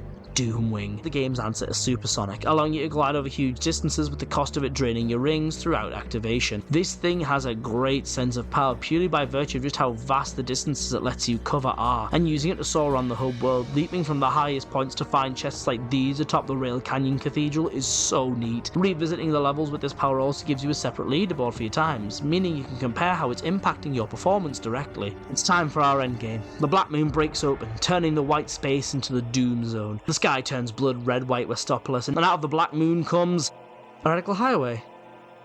Huh. It builds a pathway for us up to the moon, and we're prompted to return to Gerald and Maria, but before we do that, I want to touch upon how Doom Zone impacts the open zone. Skipping ahead a bit, after you finish the campaign, you can choose to transform the open zone back into the Doom Zone, unlocking hard mode challenges and bosses that I've already mentioned, but it also modifies the challenges scattered around the hub. These are your standard get here in X time, or get X rings in the time limit. These harder challenges though require complete knowledge of the area, and they're quite tricky. They'll have you taken a couple of times for sure. This is the real test of Doomwing, rationing the boost it gives you before it runs out and refills automatically to glide across the places to reset it before once again quickly getting back on the move. It feels good to complete these, and while the rewards, some music from Forces, aren't the most worthwhile, overcoming these final challenges feels like a good enough reward given how genuinely hard they are. I've really enjoyed exploring the open zone in this game. It's a lot more compact than in Frontiers, but is actually much better fleshed out. It's easy to navigate, and the Doom powers expand things even more, being fun to utilize to get around. And I'm hoping this design philosophy will be carried over into whatever comes next utilizing this formula. The Black Moon surges one more time, giving Shadow one last boost in strength. Shadow is complete, Doom is at full power and is ready to assimilate with Shadow and become the perfect being. Shadow with a Dragon Ball Z-esque key charge is ready for this fight, gaining the golden spark effects we saw in Frontiers for Supersonic to symbolize that he's at his most powerful. Gerald laments putting Shadow on the path he was given in life, but tells him how proud he is of how he's navigated it and the person he's become. I believe in you, son. First time hearing that got the old eyes to glisten, let me tell you. Them having Gerald describe Shadow in that way is just so neat to hear. Maria is still worried that the anger she saw before will consume Shadow, but as she makes towards him in a panic, Shadow stops her, taking her hand and reassuring her that he's moving on, helping her to her feet after she falls, but will also continue to fight with her wish in his heart.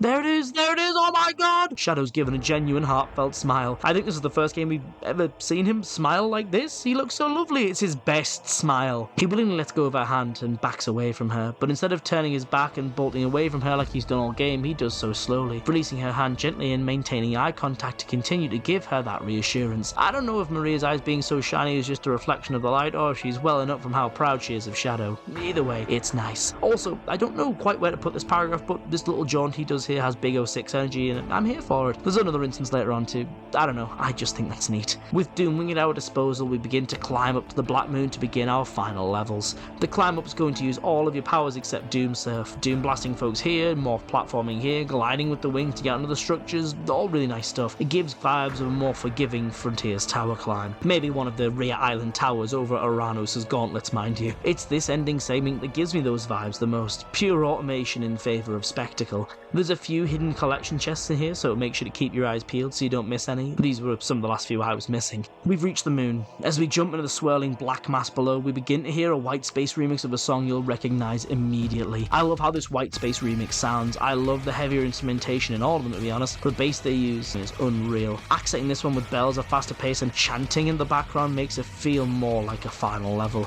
We know what's coming, so let's dive into it. Radical Highway wouldn't have been my choice for a final level. Yeah, it's teased all the way through the game, but the presence of those other segments makes it feel a little less cool that it's also the final level. The clear choice here was anything from Shadow 05, with Westopolis and Black Comet being the frontrunners. As it stands, the only reason Radical Highway is in this spot is because it's the first level we ever play as Shadow in. Yes, it's iconic to us as the audience, but to Shadow it was Tuesday. I do hope this level doesn't become to Shadow what Green Hill has become to Sonic, because it's starting to get that Seaside Hill and Green Hill vibe where they'll bring it back any chance they can. That said, I think you can probably headcanon a reason for it being here. Doom throughout this game is presenting Shadow with imagery from Radical Highway, the place he was at his most vengeful, most angry, most like Doom. How does Doom know this? The Black Arms, like I said, are a hive mind, so he could have seen those memories through Shadow's eyes since he's connected to the alien. After shoving that imagery in his face for the whole game, he's now forcing Shadow to physically return to his lowest point, to go back to the moment he was at his angriest, his most hateful. Through all of this, his taunting, his reappearance in Shadow's life, him taking Shadow here over and over and over again, Doom's tempting Shadow to turn back into that person, to his ultimate weapon, the ultimate Black Arms.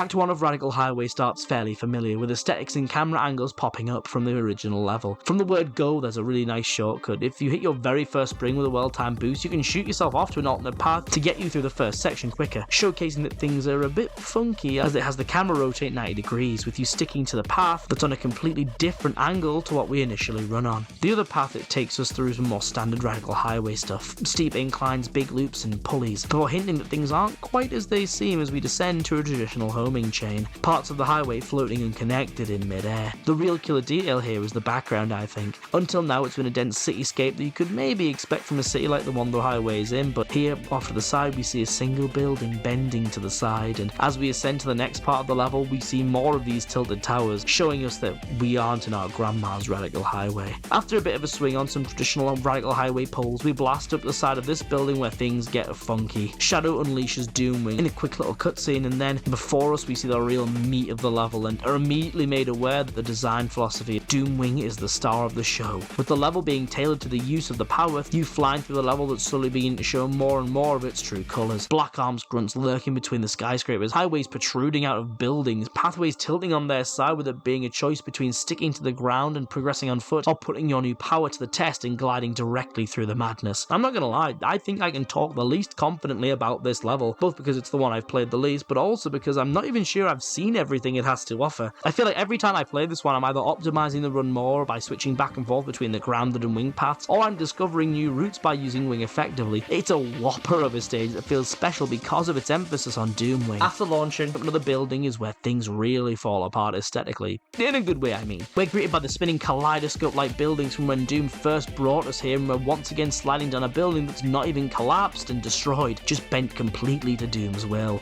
This section feels a lot more tense than we last saw this gimmick, there being far more hazards to avoid, and swinging yourself from the left to right to avoid them, and getting yourself onto the faster paths feeling quite thrilling. Skilled players, you'd expect, getting you to the shortcuts to the later parts of the section, which culminates with the final appearance of the bomber enemy who, if you hit your shortcuts, will reward you with a Doom Blast onto an upper path. I like here as well how this path challenges you to stay on it, as if you miss the swing from the poles for whatever reason, you're booted off the top path and need to traverse the lower path with more enemies and hazards, just the continual use of the alternative paths design we've seen in spades throughout the game. After the slide, we're back to running or gliding, this being the most complex use of wings so far, with it being necessary to grab either capsules or circles of rings to ensure you don't run out of boost and therefore flight. Weaving through the buildings, finding the most optimal path and keeping track of your rings isn't too taxing, but still has that bit of tension as you soar over the level at high speeds as a reward for your resource management. We're in the home stretch, the level being bookended with a simple bridge climb. Once again, there's a way off the bridge with proper Doomwing usage, warping gravity to take you to the alternative side of the bridge, with one of the poles launching you into the gravity of the alternate section. This alternate path is actually, funnily enough, far more standard radical highway than the main pathway. I think it's neat to have a path like this in the level that, as we've gone on, has become more and more warped, and the story of the level being gradually less and less coherent continues into Act 2 as well. The level starts up with this up-close shot of Shadow before moving into what looks like one of those transitional shots we've already seen in these 2D second acts, before finally pulling behind Shadow to show us that this level is also fully 3D. What a treat. Really makes this zone special, and I think it would have been difficult to create a stage that carries the atmosphere of Act 1 while adhering completely to the 2D perspective. Unlike Act 1, this level does not even begin to play along with the idea that this is your standard radical highway. From the start, the scenery's messed up like towards the end of Act 1. Pieces of road are flying at us, we're standing on buildings that are tilted to peculiar angles, the sky's this weird golden orangey colour like a sunset rainstorm. The illusion of radical highway is breaking apart before our very eyes, like the very stage itself is out to get us. It's a good vibe, let me tell you. Once again, the level really wants you to use Doomwing, but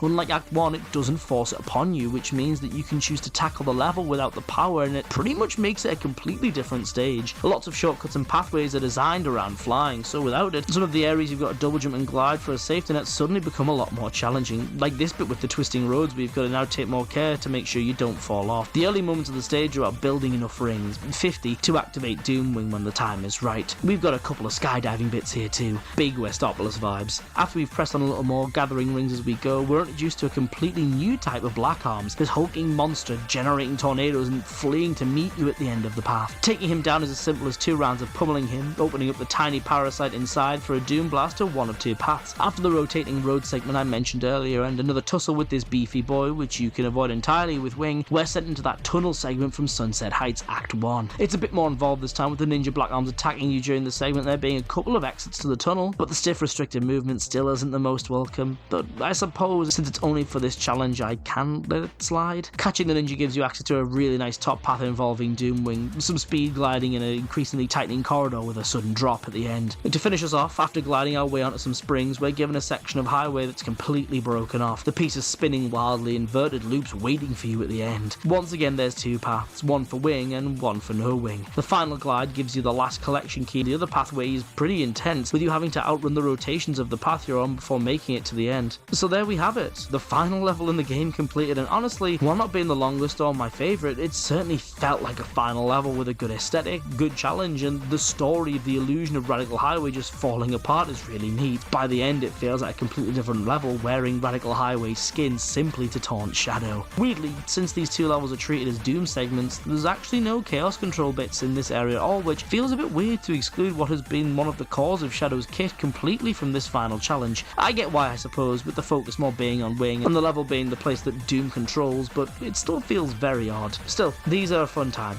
Definitely more so than the final levels in OG generations. Feels far more appropriate as the farewell to the standard level. Speaking of the standard levels, as you've no doubt guessed, I'm a big fan of them, and even the ones I've not sat here raving about, I still think are very enjoyable. A step up from anything since the original generations, with a couple of levels I think could surpass a couple of the ones ones from the original experience. If I was to rank the levels, I'd... Oh wait, shit, there's DLC. Honest to God DLC for a Sonic Generations title. Things are right with the world. This one's a cross-promotion with Sonic 3, with one new act and some challenges based on the movie. It's only a single act, but I think this one is presented really well. The music in this build-up really creates a sense of tragedy, as Shadow takes in the destruction this alternate version of himself caused, before breaking down into a remix of Westopolis of all things. Really nice to hear that get a remix somewhere in this game. There's, honestly, and regrettably, not a lot to speak of. The spectacle is really cool, with the multiple transitional cutscenes within the level, and the alternative paths are present, but ultimately not super interesting. I really dig the ending sequence. As you boost grind up the Skytree, we get probably the most intense grinding, dodging section we've ever had with these missiles. The real feast in this level is how the character's presented, despite some pretty questionable line deliveries from Keanu. Alright, a beautiful city. It looks like how Maria described the Earth. This is Shadow just going with the flow, effortlessly dispatching whatever gets in his way, and this cool set of unique ranking animations is really nice as well. There's also a couple of unique collectibles which has you grab stills from the movie, a very big PS2 era deal. The level as a whole doesn't quite land the mark, but if I was to rank it alongside the rest, I'd rank them like this for the 3D, this for the 2D, and this is one final combined ranking. If this is a sign of things to come, excluding that DLC stage, I'm very excited for the next mainline game. Designs like this with fresh aesthetics would be absolutely marvellous. At last, it's time to settle Shadow's family feud. Doom saying the time has come and Shadow agrees. It's time to finally sever their bond. Doom meets Shadow at his most powerful, matching Doom Wing with his Devil Doom form and telling Shadow to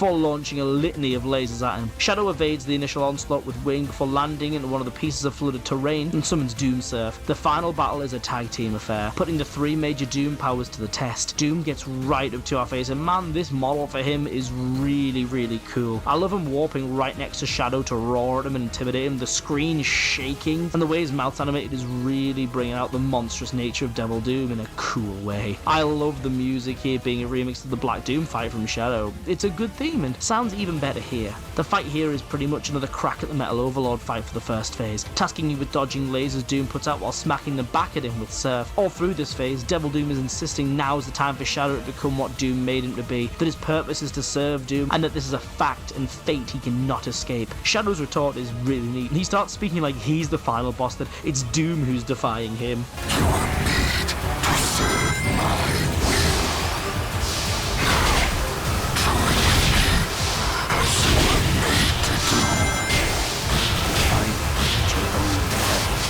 The fight has the same opportunities as Metal to launch at Doom, and the first time I played it, I immediately went to Doom Blast him, doing no damage and sending him further away from me. I was super confused why the fight was taking so long, but then when I play it now, I'm smacking the daylights out of him with homing attacks instead. Doom gets up close and personal again during this spiraling descent, and put on a long stretch with different laser patterns to do more of the same. After taking Doom's health to half, he opens a portal to flee to another part of the city, but this one covered in the corruption that only Doom Morph can traverse.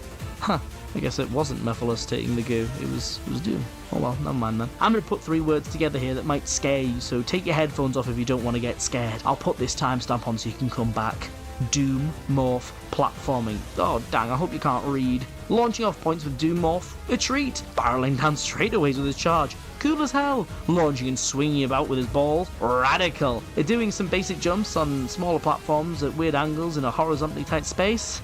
I mean, you don't have to make me do that.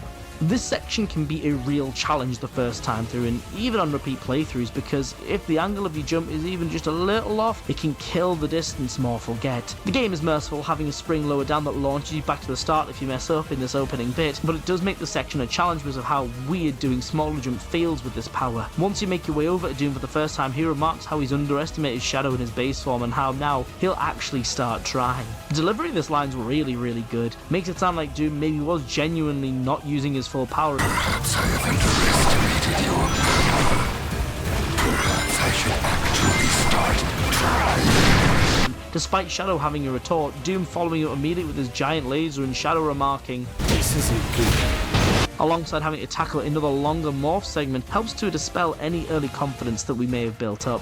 I like the way the camera shifts to have Shadow more tucked into the corner while this giant laser beam from Doom takes centre stage. It demonstrates how strong the attack is and how around it Shadow should be on the defensive, with him literally being backed into a corner while it's on screen. The second part of the morph section thankfully features far more pieces of terrain angled in a way that's perfect for launching off of, so while there's a threat of the laser and of simply not making you jump are still there, if you're proficient with morph, these later two sections should be a lot less taxing. Launching through the sky will never not feel good, especially after struggling with the first part of this phase. Time to end this. You drain Doom's health completely, but he isn't done yet, unleashing a further, more twisted transformation with extra limbs, sharper claws, a longer thrashing alien neck, and the giant sack of the bottom of his being opens up to reveal one giant eye. Neo Devil Doom continues the revival frontiers started of the series tradition of small superpowered hedgehog versus giant otherworldly horror. Shadow goes to match Doom, activating his strongest ability without the emeralds as the Doom wings sprout from his backhand. Wait, is that... Sonic X Shadow Generations are more like Daddy Sega X My Tender Little Boy. I mean, wowza, this is cool. I was convinced that the main theme of this fight would be a new mix of I Am All of Me, but as I've ruminated on its absence, I now think that All Hail Shadow is the correct choice. It's the theme that most describes who he is now, whereas I Am was about how vengeful and mysterious he was, but that's not the person he is anymore, and that's cool. The mixing of the original melody and vocals with the orchestra and new heavier guitar helps to punctuate this fight excellently. You know it's going to be a class boss fight when the vocals of Johnny Gioli kick in. This is our supersonic fight, chasing down Neo Devil Doom with the Doom Wing and avoiding everything he throws at us. The very world itself joining his cause, with parts of the twisting debris being sent at us and the buildings in the background waving like tentacles. As we get closer, we need to knock these wisp ghost worm things back at him to slow him down enough so we can begin annihilating the eye. He'll warp away and start trying to use his ginormous neck to smack us about, but from here it's just chase him down, knock those things into him and attack the eye. That's grossly oversimplifying the fight, I will say, as between the vocals, settings and sheer spectacle of what we're now doing, it feels so fun to play. I love how Doom's dialogue is all about how both he and Shadow are at their peak, and it's because of how perfect he is that Shadow's even been able to reach this point, and this is how Shadow should really be. As we drain the last of his health, Doom uses Chaos Control to freeze us in place before moving his lasers into position to strike us. Using our own Chaos Control, we get out of the way, avoiding all attacks before delivering a kick to the side of Doom's head. Shadow telling Doom that he can't be stopped. Doom tries one last trick, teleporting behind Shadow to grab and crush him, telling him they're one and the same, which, at one point, Shadow would have believed. But that's not who he is now, though. And as he powers out, he tells Doom exactly how it is. Shadow the Hedgehog. This is the destiny I choose. While we don't get a "this is who I am," which would have been very nice to hear and the perfect time to bring back that particular line, this ending where Shadow pelts Doom with giant spears is righteous as hell. Doom is now so taken aback with the idea that despite him designing the plan to make Shadow stronger, that he would dare deny him what he feels he's owed. With nothing left to say to his father, Shadow fights straight towards the stunned Doom, blasting right through his chest and ending him once and for all. While I do enjoy the Mephiles fight a bit more from a character perspective, there's no denying them in terms of spectacle. This one takes the cake, utilising everything we've learned across the game to bring us home in spectacular fashion. I really like how this boss fight is a great end for both the gameplay of the game and Doom, his own hubris and entitlement to what he made ultimately undoing him. I also like how it acts as a punctuation mark for Shadow's growth as a character. Doom said he wouldn't make the same mistakes as the last time they fought, but was expecting to fight the same Shadow he encountered back then, but Shadow's changed as a person, and all the taunting and tactics Doom tried ultimately failed because that's not who he is anymore. With Doom defeated, the Black Moon shudders and explodes, Shadow gliding down and landing near Chaos Island. With the Moon and Doom gone, however, Shadow's link to his alien side is once again broken, and with Doom, the Black Moon, and Radical Highway, go Shadow's Doom powers as well. Rouge flies in to let us know that Sonic's just about to confront the Time Eater, so it's the last chance we have to switch the Chaos Emerald. Shadow hands the Emerald over to Rouge, but Shadow doesn't follow, telling her she's got something to take care of first. Whatever. I don't know who said she should say it like that, but I hope the bed bugs bite. Shadow heads back to Gerald and Maria one last time, knowing he'll be heading soon to support Sonic and the others. Maria's excited to see him, but goes faint for a moment thanks to her condition, the Professor and Shadow coming to her side, but she reassures them she's okay. That's when Shadow notices the Professor's hand has turned a ghostly blue, as if fading away, and he takes both Gerald and Maria's hands. realizing it's happening to both of them. Throughout the whole game, despite the circumstances, Shadow has remained calm and collected, only slipping when getting angry at Doom and shocked when he was reunited with the Robotniks. Here though, his calm demeanor vanishes completely, replaced by a panic as he asks the professor what's happening, even though he likely already knows. Both within this game and outside of it, it's rare to ever see him lose his cool like this. Gerald postulates that because Doom is gone, this pocket of white space is healing, and they're about to go back to the point in time they came from. Knowing exactly what this means, Shadow turns his panic into resolve, saying he can stop Rouge, use Chaos Control to freeze time, and keep the two of them alive. As he heads out to do so though, Maria stops him and tells him no, saying they don't want to be frozen in time and that Shadow has friends who need him more, all with a smile on her face. Shadow rips around and with desperation in his voice tells Maria, But you don't know what's going to happen. The way Kirk Thornton gives us that line really reflects just how panicked Shadow is, not wanting to send his family to their deaths. Maria places her forehead on his panic turning into a stunned silence as his pupils, which had shrunken to show his panic, grow to take in as much of Maria as he can. She reassures and comforts him. I know I'll see you again. And if fate draws us apart, I will always be in your heart. And Shadow just sits silently, unable to move, listening and thinking and taking in every part of this final moment with Maria. Her line, And if fate draws us apart, I will always be in your heart. I think helps to imply that Maria, while lacking specifics on how, knows that she's going to die. The way she observes Shadow has changed when they first reunite, the rage she sees him exude when someone threatens his family, how desperate he was to stop all of time to keep her there, and most importantly, the fact that Shadow already knew Maria's wish for the Earth.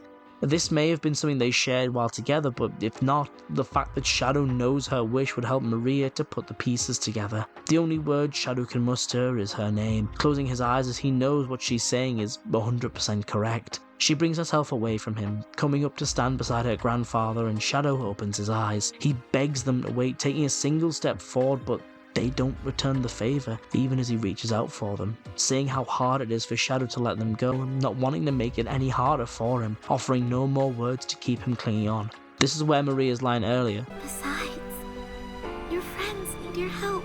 is small but also adds to her attempt to help him let go and is reassuring for them both. Maria now knows, after seeing Shadow's friends dotting about the open zone, that even after she's left him, there'll still be people there for him. For Shadow, that line is a reminder of the same fact. Despite everything he's been through, he's okay and has people who will stand beside him. Shadow's reaction to all of this is something I would have never expected prior to playing the game. He grieves.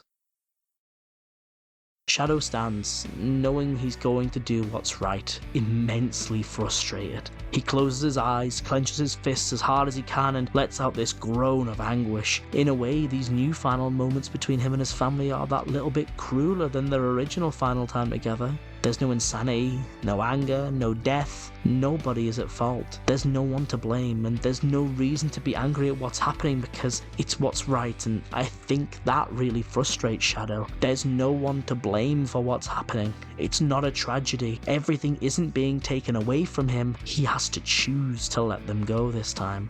Without another word, he puts his head down and runs off again. Wordlessly, and with smiles on their faces, Maria and Gerald return to their own point in time. The last thing they see of Shadow isn't him bashing in a panic at the glass of an escape pod trying to break out. It's him setting off to do the right thing and help the people he cares about. Shadow catches up with Rouge, but runs straight past her, sprinting ahead to help Sonic and the others defeat the Time Eater, but not before a single tear is carried by the wind and splashes onto Rouge's face. They let Shadow cry, and the fact that he's the first one of the main cast to ever do it on screen makes it feel even more impactful. The game, the open zone, fade to white, and that's the end of Shadow Generations. Fuck me, what an ending. The final cutscene, I think, might be my new favourite in the whole series. The final exchange between Shadow and his family and the way in which Shadow reacts to the situation feel both completely fitting and provide closure to the relationship Shadow has with his family. Ironic in a game where Doom is trying to turn Shadow back into the vengeful person he used to be, that it's Maria and Gerald that he almost is willing to sacrifice everything for and use the Chaos Emeralds for his own selfish gain. I do wish we'd had more time with the three of them all together. Feels like they very much backloaded the cutscenes with them all interacting, but but this final scene makes up for it, I think. I didn't think we'd ever get this level of writing for any of these characters again, and anyone who is having a go at Flynn for how he's written these characters should, as I said, go outside and try and find something to be good at. I was chatting with a friend about this ending and he made this incredible comment. The ending of this game is the complete antithesis of Shadow 05. In the end of that game, Shadow resolves after beating Doom to let go of his past, to move on from it and become his own person unburdened by it, casting aside even the positive aspects of his past for the sake of his future. Here though, Shadow, after being forced to confront his past once again, doesn't vow to never turn back. Instead, he resolves to keep Maria's wish in his heart as he moves forward, reclaiming that positivity from his past and carrying it with him instead of choosing to throw it all away. He's finally allowing himself to properly grieve the loss of his family instead of channeling it into vengeance and hatred, and that's really cool.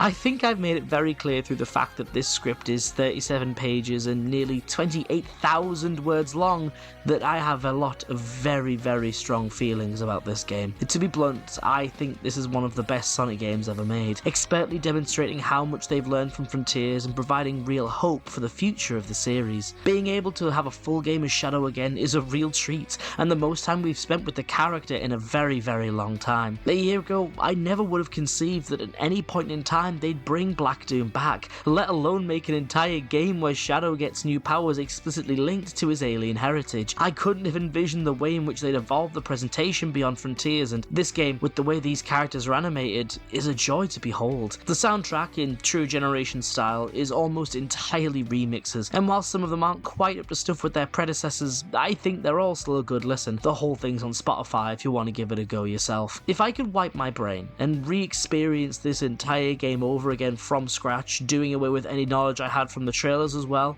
I'd do it in a heartbeat, because like Frontiers, I was enamored from beginning to end. So yeah, it's a winner. The best game to have Shadow as its cover star, and the best Sonic Generations game. No, I'm not going to say whoops. I think this game eclipses original Generations with its story, smooth as hell controls, and the approach to its level design. The original Generations is still, of course, lovely in its own way, but I can see myself coming back to this one over and over in a way I haven't truthfully done with the original release in a very, very long time. If this is what we can expect from the future of the series, maybe give us 6 more hours of runtime and a couple different open zones, then for the first time since the original Generations, I can say I am fully optimistic about the future of this series. I am fully on board, but then again, the series could spit in my eye and I'd probably still be all for it. The time will tell.